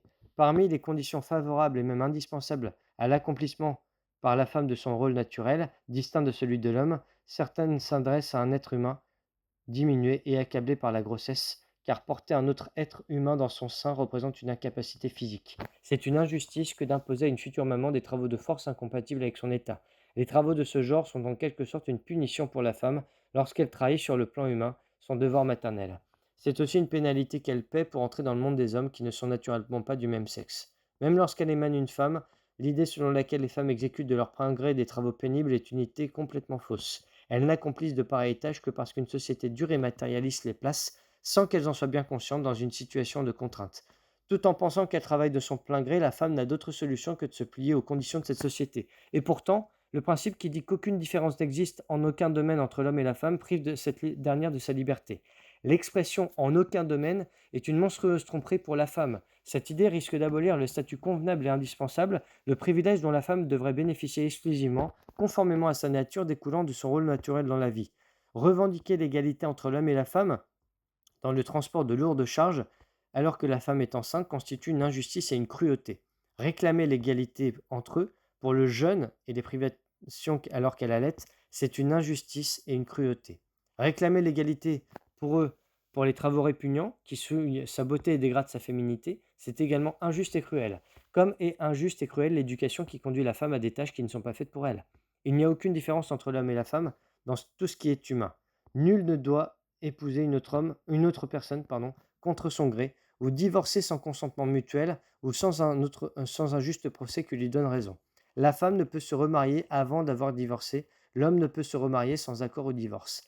La femme est la maîtresse de maison, car tel est le statut convenable et nécessaire de celle qui subit l'affaiblissement menstruel, qui conçoit, qui accouche et qui accomplit les devoirs maternels. La maison, en tant que foyer, pour la maternité, revient toujours à la femelle, même dans le règne animal, dont le devoir est naturellement maternel. Priver les enfants de leur mère ou la mère de sa maison relève donc de l'arbitraire. La femme est avant tout une femelle. À ce titre, ses caractéristiques biologiques diffèrent de celles de l'homme. Les caractéristiques biologiques de la femelle, différentes en effet de celles du mâle, ont donné à la femme, dans son aspect et dans son être, les traits distincts de ceux de l'homme. L'anatomie est différente, tout comme elle l'est chez les végétaux et les animaux, c'est là un fait naturel et indéniable. Dans le règne végétal et le règne animal, le mâle possède naturellement la force et l'endurance, la femme la beauté et la délicatesse. Ce sont là des caractéristiques innées, naturelles et éternelles, communes à tous les êtres vivants, qu'ils soient des hommes, des animaux et des plantes. Du fait de sa nature différente et conformément aux lois naturelles, le mâle joue de son plein gré le rôle de l'être fort et endurant, simplement parce qu'il a été ainsi créé. Cette loi est juste parce que d'une part, elle est voulue par la nature et d'autre part parce qu'elle est le fondement de la liberté, car tous les êtres vivants sont créés libres et toute manipulation de cette liberté constitue un acte de contrainte. La non-reconnaissance de ces rôles naturels et la non-observation de leurs limites sont des actes de négligence et équivalent à une destruction de la vie même. La nature est ainsi conçue en harmonie avec l'inévitable transmission de la vie, de ce qui existe à ce qui advient. La créature vivante est une entité qui vit inexorablement jusqu'à ce qu'elle meure. Du début à la fin, l'existence se fonde sur la loi naturelle, où il n'y a ni choix ni contrainte. C'est la nature, c'est la liberté naturelle. Chez les animaux et les plantes, comme chez l'homme, il doit y avoir un mâle et une femelle pour qu'apparaisse la vie du début à la fin. Ils ne se contentent pas d'exister, ils doivent jouer avec une absolue efficacité le rôle naturel pour lequel ils sont créés. S'ils ne remplissent pas naturellement leur rôle, c'est qu'il y a un défaut dû à une raison quelconque. C'est ce qui existe dans les sociétés contemporaines et presque partout dans le monde, par suite de la confusion des rôles entre l'homme et la femme, car l'on essaie de faire de la femme un homme. En accord avec leur nature et ses objectifs, ils doivent se montrer créateurs dans leurs fonctions respectives. L'inverse est rétrograde. C'est la tendance antinaturelle, destructrice des fondements de la liberté et contraire à la vie et à l'existence. Il faut que chacun d'eux accomplisse le rôle qui lui a été attribué. Il ne doit pas y renoncer, car de tout désistement total ou partiel ne peut découler qu'une situation arbitraire, une situation anormale. La femme qui, pour des raisons de santé, renonce à la grossesse, au mariage, à la coquetterie et à la féminité, abandonne son rôle naturel dans la vie par suite de cet état contraignant. Celle qui fait de même en allant travailler subit également une contrainte. Celle qui le fait sans aucune raison tangible est soumise à une contrainte qui résulte d'une déviation morale vis-à-vis de la nature telle qu'elle est. En conséquence, la renonciation au pôle naturel de femelle ou de mâle ne peut résulter que d'une situation contraire à la nature, opposée à la liberté et mettant en péril l'existence même. Il faut donc une révolution mondiale qui mettra fin à toutes les situations matérielles empêchant la femme d'accomplir son rôle naturel dans la vie et l'obligeant à effectuer les tâches de l'homme pour conquérir l'égalité des droits. Cette révolution se produira inévitablement, en particulier dans les sociétés industrielles, comme une réaction de l'instinct de survie, sans même avoir besoin d'un instigateur tel que le livre vert. Toutes les sociétés de nos jours considèrent la femme comme une marchandise, l'Orient comme un article à vendre ou à acheter, et l'Occident ne la considère pas comme femelle. Obliger la femme à effectuer le travail de l'homme, c'est se livrer à une injuste agression contre sa féminité, dont elle a été naturellement pourvue afin d'accomplir une fonction nécessaire à la vie, car les tâches masculines effacent la beauté de la femme mise en évidence par la nature pour accomplir des tâches non masculines. Cette beauté est comme les corolles destinées à attirer le pollen et à produire la semence. Si l'on supprimait les fleurs, le rôle vital des plantes prendrait fin. C'est l'embellissement naturel des papillons, des oiseaux et des femelles, de toutes les autres espèces qui sont créées pour répondre à une mission vitale. La femme qui fait un travail d'homme est amenée à se changer en homme, délaissant ainsi son rôle et sa beauté. Elle doit jouir de la totalité de ses droits sans être obligée de se transformer en homme et de perdre sa féminité.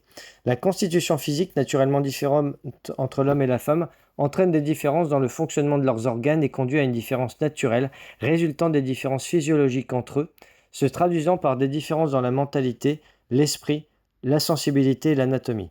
La femme est affectueuse, belle, émotive et craintive. Bref, la femme est douce et l'homme brutal. Et cela en vertu de leurs caractéristiques innées. Ignorer les différences naturelles entre l'homme et la femme et confondre leurs rôles procède d'une attitude contraire à la civilisation, hostile aux lois de la nature, néfaste pour la vie humaine et cause de misère dans la vie sociale. Les sociétés industrielles modernes qui ont obligé la femme à s'adapter aux mêmes travaux de force que les hommes, au détriment de sa féminité et de son rôle naturel en ce qui concerne sa beauté, sa maternité et sa quiétude, ne sont pas civilisées. Ce sont des sociétés matérialistes. Vouloir les imiter est aussi absurde que dangereux pour la civilisation et l'humanité.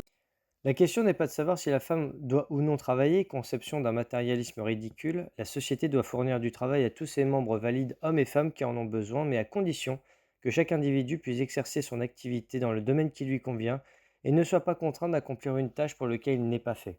Imposer aux enfants des conditions de travail des adultes relève de l'injustice et de la tyrannie. De même est-il injuste et tyrannique d'imposer à la femme les conditions de travail de l'homme. La liberté est que tout être humain acquiert la connaissance lui permettant d'exercer l'activité qui lui convient.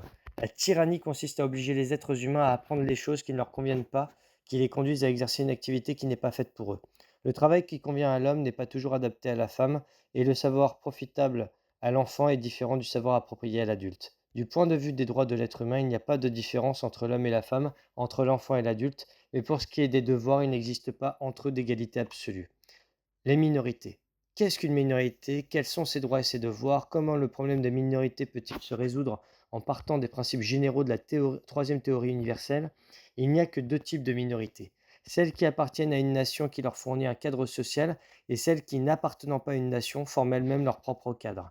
Ces dernières accumulent les traditions historiques qui doivent permettre à terme, par le jeu de l'appartenance et de la communauté de destin, de former des nations. Il est clair que ces minorités ont des droits sociaux qui leur sont propres. Toute altération de ces droits par une majorité constitue une injustice. Les caractéristiques sociales sont inhérentes et ne peuvent être ni octroyées ni confisquées. Quant à leurs problèmes politiques et économiques, ils ne peuvent être résolus qu'au sein d'une société populaire dans laquelle les masses détiennent le pouvoir, la richesse et les armes. Considérer les minorités comme étant politiquement et économiquement minoritaires relève de la dictature et de l'injustice. Les Noirs. La dernière manifestation de l'esclavage a été l'asservissement de la race noire par la race blanche. L'homme noir ne saurait l'oublier tant qu'il n'aura pas reconquis sa dignité. Ce tragique épisode de l'histoire, les ressentiments qu'il a fait naître et l'exigence psychologique d'une race en pleine renaissance constituent, pour les Noirs, autant de motivation pour s'affirmer et relever le défi. C'est là un phénomène à ne pas négliger. À quoi il faut ajouter la fatalité cyclique de l'histoire des sociétés. Ainsi, la race jaune a dominé le monde lorsqu'elle s'est répandue, et à partir de l'Asie sur tous les continents. Puis ce fut la race blanche qui a envahi elle aussi tous les continents par une vaste entreprise colonialiste. Maintenant arrive la prédominance de la race noire. Cette race est pour l'instant très sous-développée sur le plan social. Mais ce retard est un facteur de développement démographique car la faiblesse du niveau de vie des Noirs leur a évité de connaître les voies et les moyens du contrôle des naissances et du planning familial. En outre, leur tradition sociale n'impose chez eux aucune limite au mariage et aux naissances, alors que la population des autres races baisse du fait du contrôle des naissances, des restrictions imposées au mariage et de la pression d'une activité sociale incessante, inconnue des Noirs en raison de la chaleur du climat. L'éducation. Le savoir ou l'instruction ne se limite pas forcément à des programmes méthodiques et à des matières scolaires que les jeunes sont obligés d'assimiler à partir de manuels et dans le cadre d'horaires précis, assis derrière des rangées de pupitres. Ce genre d'éducation qui prévaut actuellement sur toute la Terre est une méthode contraire à la liberté. L'enseignement obligatoire, dont se glorifient tous les pays lorsqu'ils peuvent l'imposer à leur jeunesse, n'est qu'une méthode parmi d'autres pour réprimer la liberté. C'est l'oblitération arbitraire des dons de l'être humain et l'orientation autoritaire de ses choix. Il y a là un acte de tyrannie nuisible à la liberté, car il prive l'homme de sa liberté de choix, de sa créativité et de son talent. Obliger les gens à s'instruire suivant un programme donné et leur imposer certaines matières est un acte dictatorial. L'éducation obligatoire et standardisée constitue en fait une entreprise d'abrutissement des masses. Tous les États qui déterminent officiellement des matières et des connaissances à enseigner et qui organisent ainsi l'éducation exercent une contrainte sur les citoyens. Toutes les méthodes d'éducation en vigueur dans le monde devrait être aboli par une révolution culturelle mondiale visant à émanciper l'esprit humain de l'enseignement du fanatisme et de l'orientation autoritaire des goûts, du jugement et de l'intelligence de l'être humain. Cela ne veut pas dire qu'il faille fermer les écoles ou, comme pourrait le supposer un lecteur superficiel, tourner le dos à l'éducation.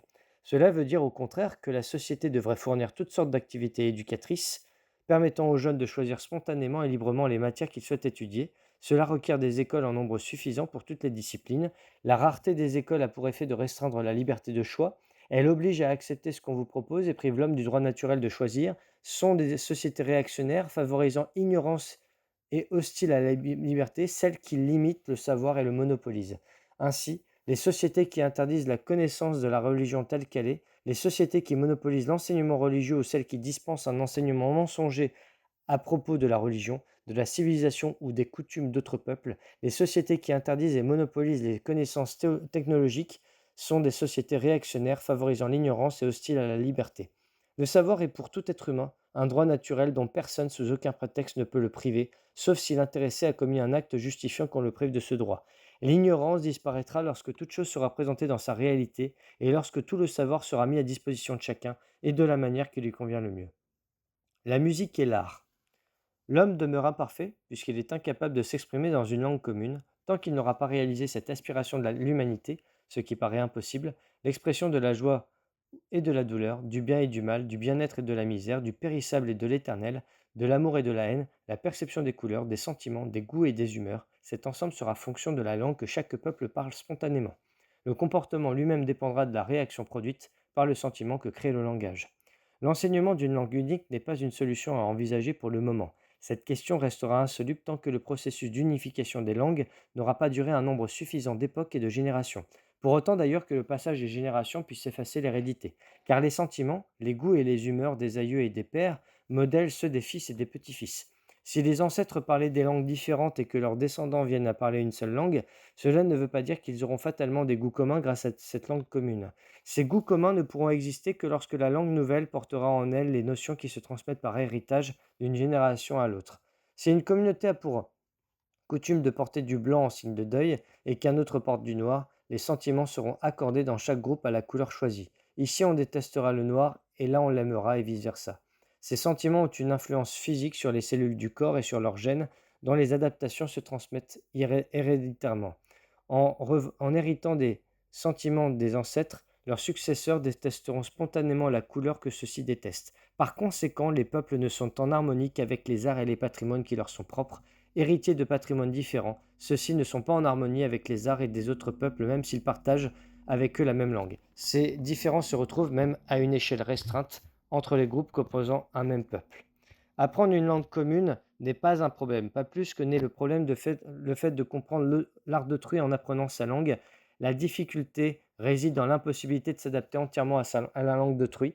Cela restera impossible tant que l'hérédité transmise par le corps ne s'effacera pas. L'espèce humaine a encore beaucoup de progrès à faire puisque l'homme ne peut utiliser avec ses frères une langue commune qui soit héritée et non apprise. Cependant, la réalisation de cet objectif n'est qu'une question de temps pour l'humanité, à moins que la civilisation ne rechute. Le sport. Le sport peut être une activité privée comme la prière pratiquée par l'homme, seul, dans l'intimité d'une pièce close, ou une activité publique pratiquée collectivement à découvert, comme la prière lorsqu'elle se pratique dans un lieu de culte collectif. Dans le premier cas, le sport concerne exclusivement l'individu. Dans le second, il a l'affaire de tous. Chacun doit s'y adonner au lieu de confier à certains le soin de le faire à sa place. Il est déraisonnable que les foules se rassemblent dans un lieu de culte uniquement pour assister, sans y participer, à la prière de quelques-uns ou de quelqu'un. Il est tout aussi insensé que des foules se précipitent dans les stades ou les arènes pour assister à des sports individuels ou d'équipe sans y participer. Le sport est comme la prière, comme la nourriture, comme la sensation du chaud ou du froid. Il serait absurde qu'une foule se presse dans un restaurant simplement pour voir une personne ou un groupe prendre un repas. De même qu'il serait absurde de demander à une ou plusieurs personnes de se chauffer ou de se rafraîchir à notre place, il est tout aussi illogique pour la société de laisser un individu ou une équipe monopoliser la pratique du sport alors que c'est l'ensemble de la collectivité qui finance ce monopole. De même, un peuple pratiquant la démocratie ne saurait autoriser un individu ou un groupe, qu'il soit parti, classe, secte, tribu ou assemblée, à le remplacer lorsqu'il s'agit de décider de son destin ou de déterminer ses besoins. Le sport privé ne concerne que ceux qui le pratiquent eux-mêmes et à leurs frais. Le sport public est un besoin collectif et le peuple ne saurait s'y faire représenter par d'autres, ni physiquement ni démocratiquement. Du point de vue physique, un représentant ne peut transmettre à autrui les bienfaits corporels et moraux du sport. Du point de vue démocratique, aucun individu et aucune équipe n'a le droit de monopoliser à son profit le sport, le pouvoir, la richesse ou les armes. Dans le monde actuel, les clubs sportifs sont des organisations de base du sport traditionnel. Ils accaparent tous les crédits et toutes les installations affectées au sport par l'État. Ces institutions ne sont que des instruments d'un monopole social semblable aux appareils politiques dictatoriaux qui accaparent l'autorité, aux appareils économiques qui accaparent la richesse et aux appareils militaires qui accaparent les armes. De même que l'ère des masses tend à briser les instruments de monopolisation du pouvoir, de la richesse et des armes, elle en viendra fatalement à détruire ce monopole des activités sociales que constituent les sports, les courses et les autres activités du même genre. Les masses qui se mettent en rang pour soutenir un candidat, supposé les représenter, lorsqu'il s'agira de déterminer leur destin, sont mues par l'idée tout à fait illusoire que l'élu les représentera et incarnera en leur nom, leur dignité, leur souveraineté et leurs opinions. Mais ces masses, dépouillées de leur volonté et de leur dignité, sont réduites au rôle de spectateurs, regardant quelqu'un d'autre accomplir ce qu'ils devraient faire eux-mêmes naturellement. Le même raisonnement s'applique aux foules qui, par ignorance, s'abstiennent de pratiquer le sport par elles-mêmes et pour elles-mêmes. Elles sont manipulées par des organisations monopolistiques qui s'attachent à les abrutir en leur permettant, non pas de pratiquer le sport, mais seulement de rire et d'applaudir. En tant qu'activité sociale, le sport doit être au bénéfice des masses, comme le pouvoir, la richesse et les armes doivent être dans les mains du peuple. Le sport public est destiné à tout le monde. Chacun y a droit pour rester en bonne santé et se divertir. Il est complètement absurde de l'abandonner et de révéler ses bienfaits à certains individus et à certains groupes qui en font un monopole, tandis que les masses fournissent installations et financent l'organisation des sports publics. Les milliers de gens qui s'entassent dans les stades pour regarder, applaudir et rire sont des imbéciles qui se privent de pratiquer eux-mêmes ces activités. Ils se pressent sur les gradins, comme en léthargie, applaudissant ces héros qui les dépouillent de toute initiative, qui dominent le terrain, manipulent le sport et détournent à leur profit des installations mises à leur disposition par les masses. De toute évidence, les tribunes publiques sont destinées à tenir les masses à l'écart des terrains de jeu, à leur en interdire l'accès. Lorsque les masses comprendront que le sport est une activité publique à laquelle il faut participer et non assister, elles envahiront les terrains et les stades pour les libérer et y pratiquer les sports. S'ils ne restaient comme spectateurs qu'une minorité indolente, cela vaudrait beaucoup mieux. Les tribunes disparaîtront lorsqu'il n'y aura plus personne pour les occuper. Ceux qui sont incapables de faire preuve d'héroïsme dans la vie, qui ignorent les événements de l'histoire, qui n'arrivent pas à imaginer l'avenir, constituent ce public de marginaux qui remplissent des tribunes pour apprendre à y voir le spectacle de la vie, comme des écoliers qui remplissent les classes parce qu'ils sont non seulement incultes, mais même illettrés au départ. Ceux qui façonnent eux-mêmes la vie n'ont pas besoin de l'imaginer à travers le jeu des acteurs de théâtre ou de cinéma. De même, les vrais cavaliers qui tiennent solidement les rênes n'ont plus besoin de s'asseoir dans les tribunes des champs de course. Si tout le monde possède un cheval, il n'y a plus personne pour regarder et pour applaudir.